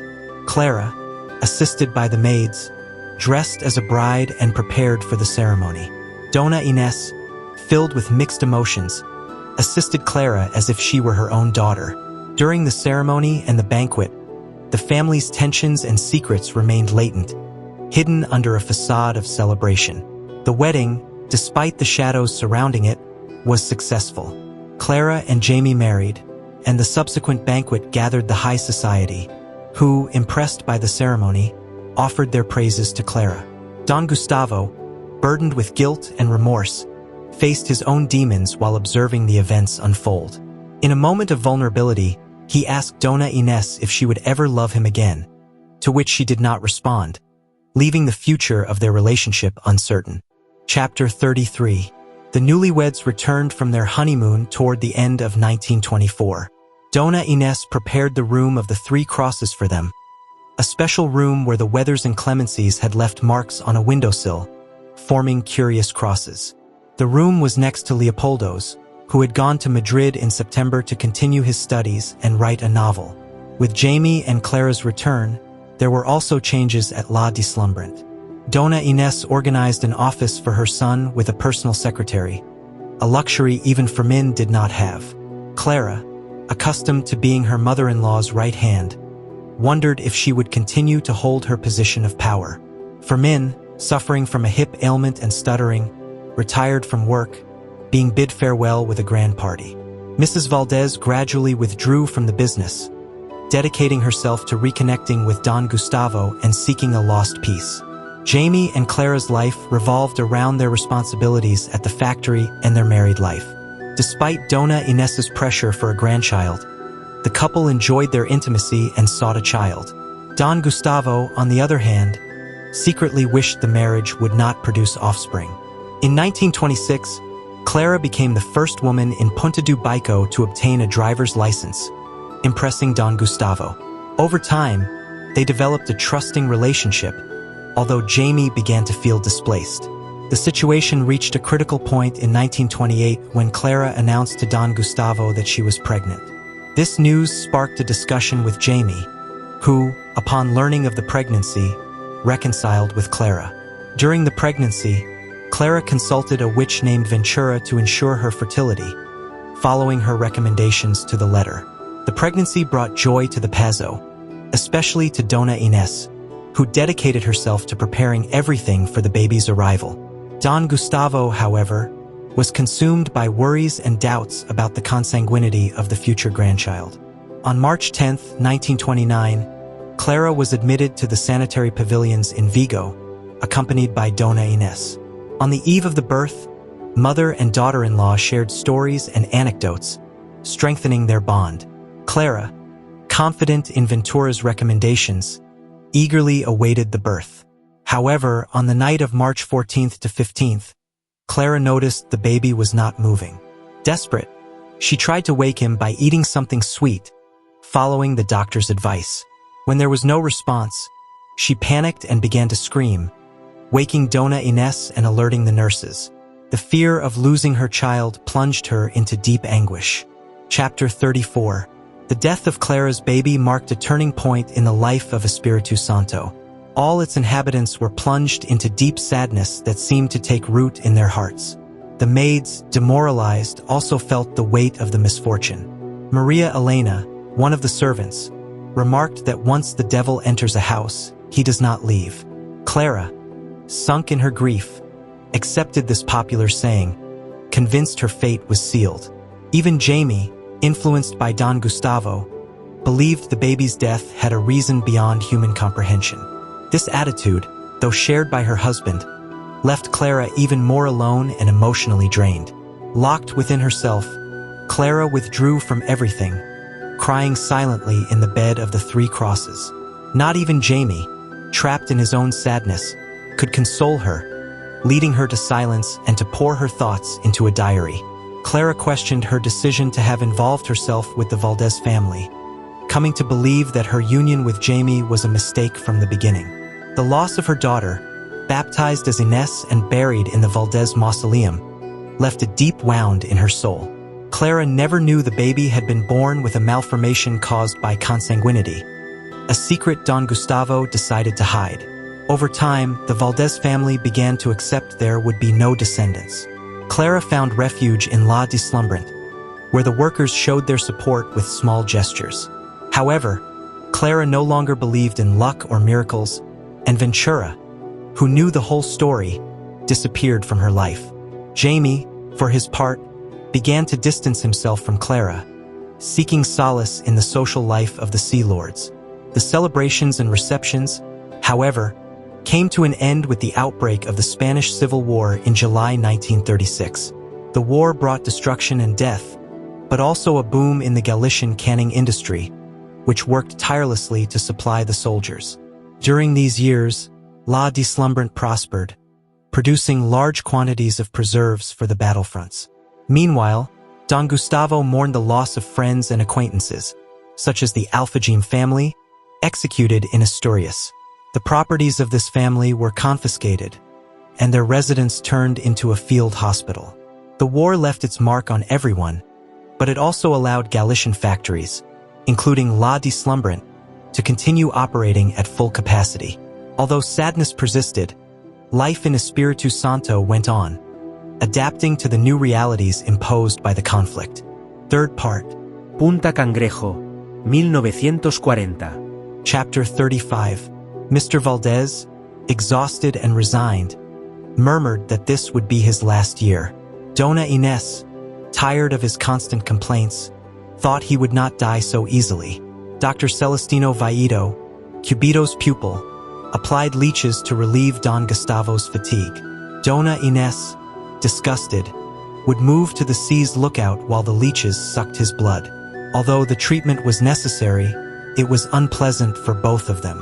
The doctor scolded the patient for not following his advice, but Don Gustavo continued smoking, eating chorizo, and drinking aguardiente. If Dr. Cubito were alive, things might be different, but he and Father Don Castor had died before the end of the war. The conflict ended in 1939, with Francisco Franco establishing a dictatorship. Spain was in ruins, and La Deslumbrant, like other canning factories, faced economic difficulties. The World War complicated the situation further, but Clara introduced innovations like the vertical autoclave and lithographed cans. She consulted with Doña Inés, who also approved her ideas. Both, with determination, kept the factory afloat. Clara, increasingly absorbed in her work, stayed at the factory during lunch, studying and talking with sailors and workers. The sardine crisis of the 1940s was devastating, but La Deslumbrant survived by diversifying its production. Clara revisited the idea of whaling, fascinated by Norwegian projects. She believed this activity could revitalize the factory and shared her vision with the Valdés family. One night, she gathered the family to present her project of turning La Deslumbrant into a whaling factory. Don Gustavo supported the idea, but Jamie felt excluded and jealous. Clara, with Doña Inés's approval, presented a detailed plan, emphasizing the importance of the factory's survival and growth. The investment was considerable, but they found the right personnel and carried out the necessary works. Clara, passionate about learning, immersed herself in literature about the sea and whales, developing recipes and knowledge about the business. Her determination and vision led La Deslumbrant into a new era. While family tensions persisted, especially with Jamie, who felt his university education was undervalued. Chapter 36. The arrival of the whaling ship was a memorable event for everyone except Jamie, who considered it small and fragile for the journey. Clara, however, defended her choice, recalling similar ships she had seen in Cangas and Cabo Moras. Proudly, she christened the ship with Doña Inés's maiden name, Inés Lazarigo. In May 1942, the Inés Lazarigo set sail for the first time, watched by Clara, Doña Inés, and a weakened Don Gustavo, who could no longer get up from the car due to his health. That night, Clara returned to the Pazo, exhausted, only to face Jamie's fury. Dressed in his pajamas and robe, he accused her of selfishness and acting solely out of self-interest, even painfully reminding her of their daughter Inés's death. The tension between them was palpable, and Clara found solace in her imaginary conversations with Celso to cope with the pain and anger she felt every time she saw Jamie. With Don Gustavo growing weaker, Doña Inés spent her days by his side, caring for him and praying. Clara, avoiding Jamie, focused on La Deslumbrant, which thrived with whaling. In October 1942, the capture of a sperm whale pregnant with ambergris generated great excitement in Punta do Bico. The news quickly reached the Pazo, exciting Doña Inés, who decided to go to the factory to congratulate the harpooner, Miguel Palacios. Meanwhile, on his deathbed, Don Gustavo confessed his final thoughts to Dr. Celestino Viedo. He declared his eternal love for Doña Inés and hinted at a secret about Clara but died before revealing the whole truth. When Doña Inés arrived at the Pazo, she found her husband already dead and sank into deep sorrow, recalling all the moments of their life together. Clara arrived late, unaware of Don Gustavo's death. Entering the room and seeing Doña Inés clinging to her husband's lifeless body, she understood the magnitude of the loss. Together, they took refuge in the library, trying to find solace amid the tragedy. Don Gustavo's funeral was a solemn event, attended by all the inhabitants of Espíritu Santo, the employees of La Deslumbrant, and the sea lords and their wives. The obituary included the names of his children, Jamie, Catalina, and Leopoldo, as well as his wife Doña Inés and his daughter-in-law Clara, whom Don Gustavo had loved as a daughter. However, the full truth about the Valdés family remained hidden. known only by the late Renata and the distant Catalina Valdés, who, upon being informed of her father's death, sent a cold wreath with the inscription, "The daughter who does not forget you." HC. Chapter 37. From Buenos Aires, Catalina ordered the flower wreath for her father's funeral through the floristry of Vigo's industrialists. This florist was famous for supplying the cemeteries of shipwrecks. The news of Don Gustavo's death had reached Catalina, who argued with her husband Héctor Grassi about traveling to Spain to support Doña Inés. Héctor had fond memories of his mother-in-law and had kept in touch with her during the early years of marriage, but Catalina abruptly cut off these communications, taking complete control of the relations with her family in Spain. The Grassi marriage had taken place as planned, with a wedding that graced Buenos Aires magazines.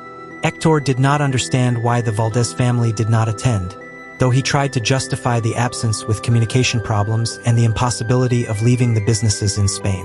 On the wedding day, Catalina struggled to forget her roots and the pain of having buried one mother and left another alive. The Argentine family welcomed her, but forgetting was not easy, and distance did not pacify her soul.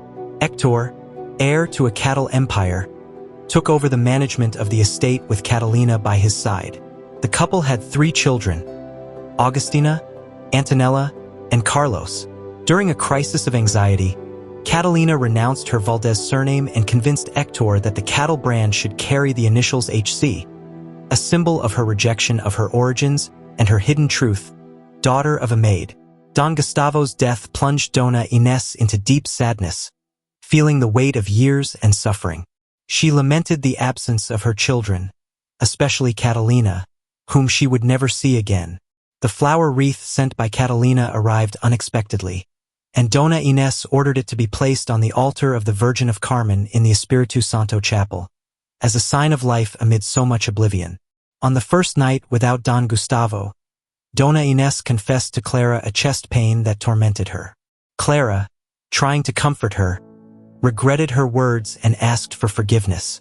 Sadness and loneliness began to consume Doña Inés, who, resigned, decided to die slowly, living 20 more years among sardine, whale, and ambergris empty sperm whale seasons. Part 4. Punta Cangrejo, Madrid, 1962. Chapter 38. On December 28, 1962, Mrs. Valdés died in the Sea's lookout room, with a serenity that surprised even Don Antolin the New. At 86 years old, Doña Inés, the oldest woman in Punta do Bico, passed away dressed in her nightgown and with a camellia flower between her fingers, a gift from Limita, the only person she said goodbye to. Doña Inés, always of firm character, left a lasting impression on her granddaughter Clara, who wept inconsolably, embraced by Leopoldo, her husband. She remembered the 20 years seeing her grandmother in bed, in all seasons, and the discovery of Don Gustavo's letters from Havana, which ultimately took away her will to live. On the way to the cemetery, Clara reflected on her life. The marriage to Jamie, an arrangement that never worked, and the death of Inesita, the daughter she could never have, were burdens she carried with her. Upon arriving at the cemetery, the crowd gathered to bid farewell to Doña Inés, even those with whom she had had differences. Clara realized that death had robbed her of the possibility of calling her mother, something she never did. When Catalina learned of Doña Inés's death, she sent neither flowers nor a wreath, although mourning united the family during the year-end festivities. Leopoldo arrived accompanied by Plácido Carvajal, a co-worker who impressed Clara with his education and demeanor, awakening in her feelings she thought forgotten. Plácido, invited to visit La Deslumbrante, was fascinated by the factory and the history of ambergris, forbidden to mention in the family. His interest and courtesy began to win Clara's affection. During his stay, Plácido became a valued visitor, and his conversations with Clara deepened their connection. Leopoldo, noticing the lack of happiness in Clara and Jamie's marriage, spoke with her, confirming his suspicions. Clara confessed that the marriage never recovered after Inesita's death, and that Jamie's disdain for her humble origins and skills had left her emotionally exhausted. As Plácido and Clara spent more time together, a walk to Bayona revealed the beauty of her land and the loneliness of her life. In the Pazos garden, Plácido confessed his feelings for Clara and kissed her, awakening long-dormant emotions in her. When Jamie and Leopoldo returned, Clara hid her agitation and immersed herself in the routine. However, Catalina's name on the deeds and the lack of recognition from Jamie continued to be a thorn in her heart. Despite the tension, the complicity between Clara and Placido grew, providing her with an unexpected emotional refuge in her complicated life. Chapter 39. Clara spent sleepless nights after kissing Placido and the meeting at the notary that sealed the deed of la deslumbrant. In early May 1963, Placido and Leopoldo left for Madrid with the arrival of spring.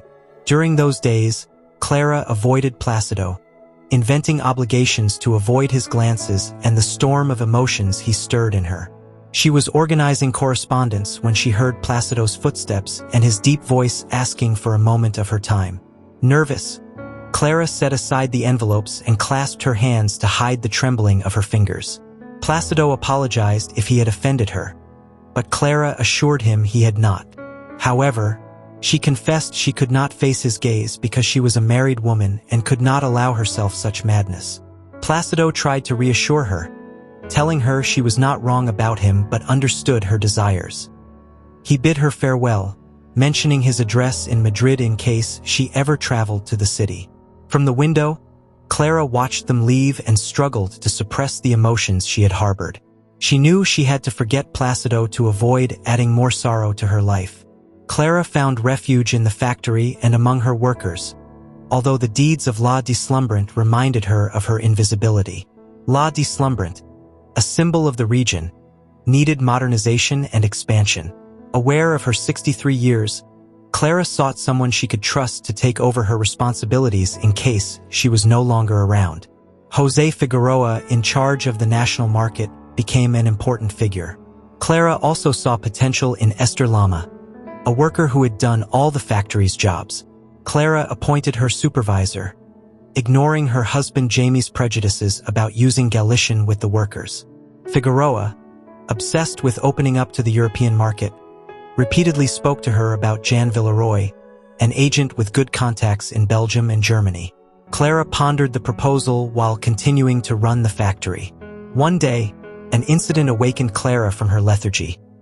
Palomita, a worker, gave birth in the factory, surrounded by her companions. Clara, outraged by the ignorance and vulnerability of the women, decided they needed education and protection. Thus, the first women's school in Galicia was born, with literacy and personal culture classes taught by Ramiro and Reem, the pharmacist's daughter. The women's school brought significant change to la deslumbrant. The classes, held in shifts, were enthusiastically received. Jamie, however, opposed the project, fearing problems with the authorities and the church. But Clara, determined, continued her mission, knowing it was crucial for the future of the workers. The routine at the Pazo became lonelier after Leopoldo and Placido's departure. Jamie dedicated himself to regattas, and Clara focused on the factory and the women's school. Although she felt the presence of past ghosts like Doña Inés and Don Gustavo, Clara found solace in seeing her workers learn and improve. In August 1963, Clara secluded herself in the Pazo to escape the heat, feeling proud of her masterpiece, the women's school. In her love diary, she wrote her commitment to the widows and orphans, ensuring the school would continue after her departure. She also planned la deslumbrant's expansion into the European market, determined to carry it out without consulting Jamie, as she no longer had time for their disagreements. Chapter 40. Clara began planning the trip meticulously. Figueroa, always efficient, quickly contacted Jan Villeroy, the Belgian agent. Clara, interested in the movements of the Pescanova group, founded by a Galician emigrant, closely followed their advances in the fishing industry. Although her company did not deal with freezer trawlers, she felt frustration for not having thought of the idea sooner. Clara decided to schedule the meeting with Villeroy for the next Monday but was interrupted by Dr. Vieito, who arrived urgently. Clara initially suspected the priest was behind the visit, but the doctor vehemently denied it. He insisted on speaking with her alone. During their walk to the port, Vieito revealed a confession made by Don Gustavo on his deathbed. Mr. Valdés had asked the doctor to tell Clara that she was his daughter, the result of a relationship with her mother, the maid Renata. Clara, incredulous and stunned, ran out of breath, trying to process the shocking revelation. She felt the need to seek refuge in Placido, the only person she could trust at that moment. Returning to the Pazo, Clara began packing while Jamie, puzzled, asked where she was going. Without detailing the doctor's revelation, Clara informed him she was traveling to Madrid to meet with Villeroy. Jamie, concerned for her safety, tried to dissuade her, but Clara, determined, explained it was crucial for La Deslumbrance and the women's school's future. The argument with Jamie led Clara to recall the letter from Don Gustavo she had found years earlier. The letter confirmed her suspicion about her mother's origin and the deal made with Domingo, Clara's father. With tears in her eyes, Clara confronted Jamie, expressing her frustration and pain over the lack of understanding and support in their marriage. The argument intensified when Clara recalled Jamie's hurtful words about her humble origins. Determined to move forward, Clara closed the suitcase and prepared for the trip. She locked herself in the bathroom, leaving Jamie to reflect on her words and regret his actions. Chapter 41. In September 1963, before the tuna season, Clara embarked on her journey to Madrid in the Renault 8. She left the Pazo with the promise to return, avoiding Jamie's gaze that followed her in the rearview mirrors. Laden with uncertainty and a mind clouded by the heat, Clara felt insecure about the long journey for the first time in her life. During the trip, Dr. Viedo's figure and revelations kept haunting her mind. Who am I? Clara wondered as she ventured into unfamiliar landscapes. She remembered her life's achievements and Doña Inés's teachings, but now she needed to govern her identity and understand who she really was. Crossing the La Gudina Mountains and leaving Galicia behind, she entered the vast Castilian plain, enjoying the sense of freedom she had never experienced before. In her mind, she relived moments of her life, from the sawmill to the sardine factory and her marriage to Jamie. She thought of her daughter Inésita's loss and concluded that perhaps it was nature's revenge for Don Gustavo's incestuous relationships. The route to Madrid took her through new landscapes and filled her with a mix of emotions: nostalgia, anger, and a painful understanding of her past. In her thoughts, she called out to Celso but received no response. She remembered how she had promised to visit his grave, a promise she never fulfilled. She found comfort in the fact that her memory was the only place where her love for Celso remained intact. Arriving in Arevalo, she prepared to cross the mountain range to Madrid, imagining the city full of modernity and life. She thought of Placido and how she had managed to keep him as a distant memory. However, deep down, she longed to see him. Clara chose the Hotel Tirol, close to Jan Villeroy's office. After checking in, she collapsed on the bed, overwhelmed by the journey's fatigue and the thoughts that plagued her. She decided not to inform Leopoldo of her presence in Madrid, fearing his reaction and the questions that would arise about Placido. In the room's silence, she felt free for the first time, far from La Deslumbrance responsibilities and her past's ghosts. Sleep took her to childhood memories, the caretaker's house, and Doña Inés's care. She woke up startled in the middle of the night, feeling the room's cold and the discomfort of not having prepared properly for sleep. She went to the bathroom, refreshed herself with cold water, and tried to calm down. Back in bed, she wrapped herself in the cold sheets, aware that her trip to Madrid was not only a mission for La Deslumbrance, but also a journey of self-discovery and confrontation with her identity and past. Chapter 42. Jan Villeroy, a middle-aged man with deep wrinkles on his face and blue eyes like Clara's, greeted Clara with quickness and precision in his speech, interspersed with smiles that eventually infected Clara. He wore a dark suit with a burgundy tie and a white shirt. In his office, decorated with Belgian and Spanish flags and an equestrian portrait of a woman who looked like a marquise, Clara felt the exaggerated importance of the place. She shook Villeroy's hand, noticing the signet ring on his pinky finger. Alone in the meeting, Clara explained the need to expand La Deslumbrance, focusing on opening European markets. Villeroy, taking notes with a fountain pen, offered his commercial network but with a 10% commission. Although high, Clara decided not to close the door on a possible agreement and promised to contact her commercial team. Bidding Villeroy farewell, Clara stepped out into the street and called Figueroa to inform him about the meeting. As she walked through Madrid's boulevards, Clara let herself be carried away by the freedom she felt in the capital. At Café Nebraska, she observed the modernity and bustle, enjoying breakfast while reading a newspaper. She decided to visit Plácido Carvajal on Monte Esquinza Street. Upon arriving at the building, the doorman informed her that Plácido was at home. Nervous, Clara waited in the doorway until Plácido appeared, surprised and happy to see her. He invited her to lunch, and Clara accepted, feeling a mix of nostalgia and relief at reuniting with him. In the restaurant, Plácido showed his usual warmth and courtesy. They talked about business and Villeroy's high commission, and Clara told him about the women's school. Plácido praised her, telling her she had the makings of a leader. Clara, touched by the comment, confessed she didn't know who she really was, and began to tell him her story from the day Doña Inés adopted her as a Valdés, to Don Gustavo's confession about her true origin. Clara spoke of her mother, Renata, and the suffering she had caused her. She explained she had no documents to prove what she said, but felt in her heart it was true. Plácido, moved, listened in silence. Clara, with tears in her eyes, expressed her desire to see Catalina and resolve all the questions that tormented her. With tenderness, Plácido touched Clara's hand and promised to try to fulfill her wish. Clara, overwhelmed by emotions, withdrew her hand and covered her face to contain her tears. Plácido saw the pain in her eyes and, with a soft voice, asked when she would return to Punta do Bico.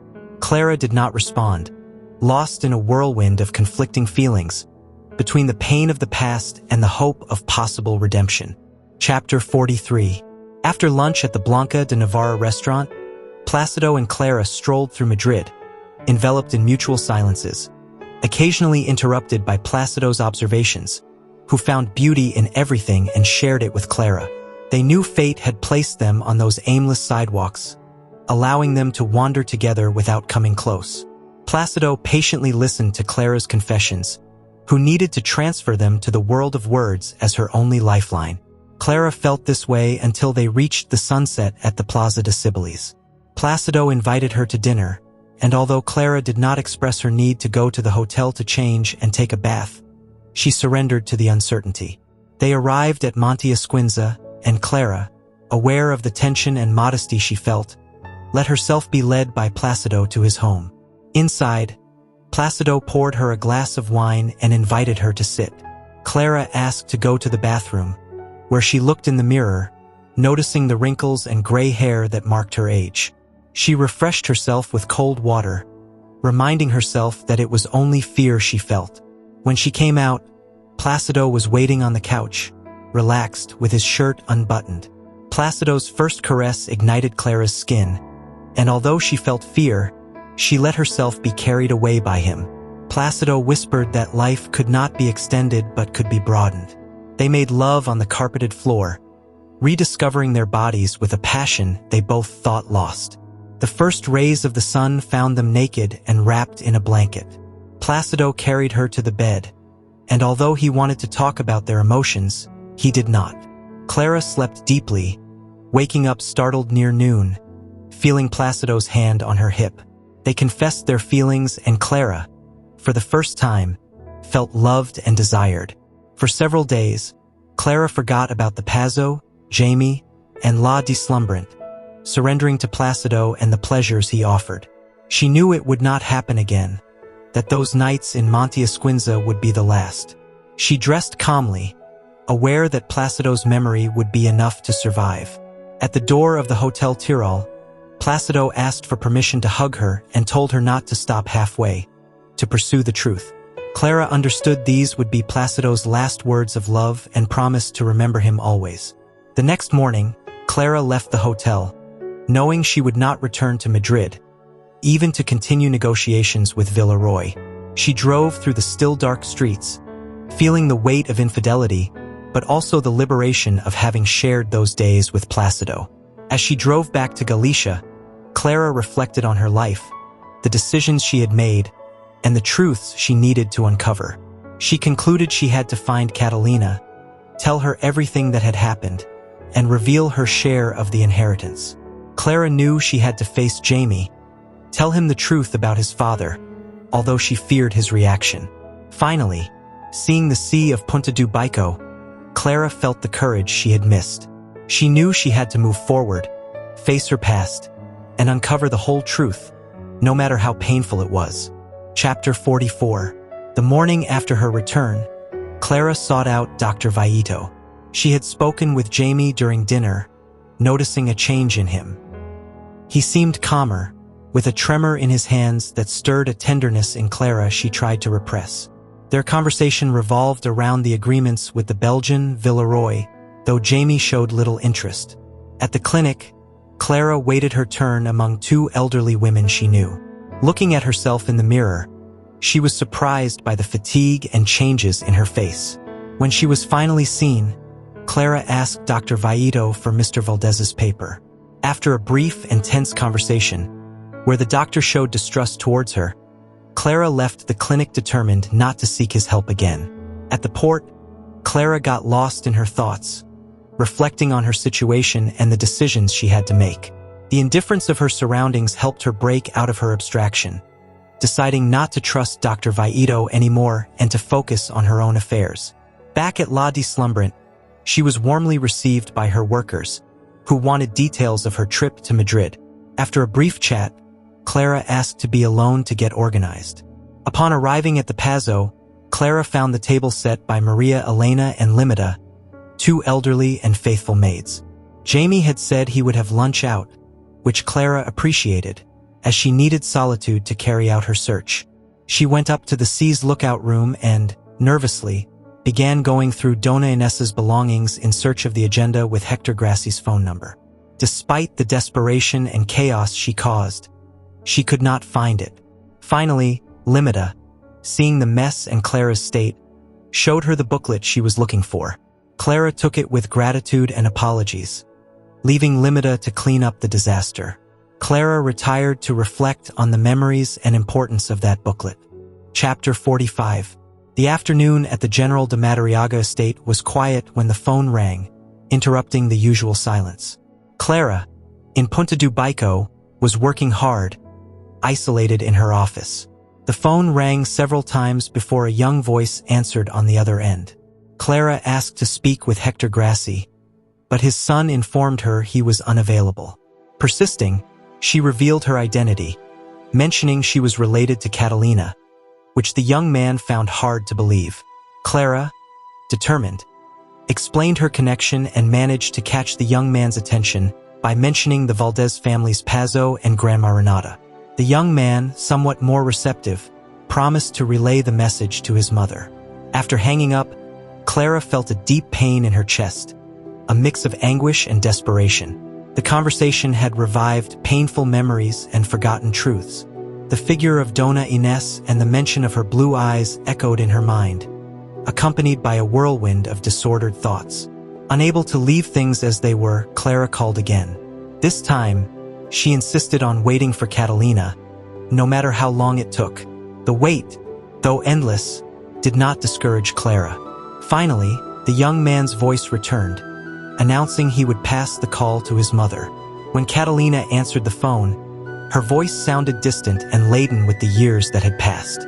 Clara introduced herself bluntly, mentioning again that she was the maid's daughter. The urgency in her voice left no room for doubt.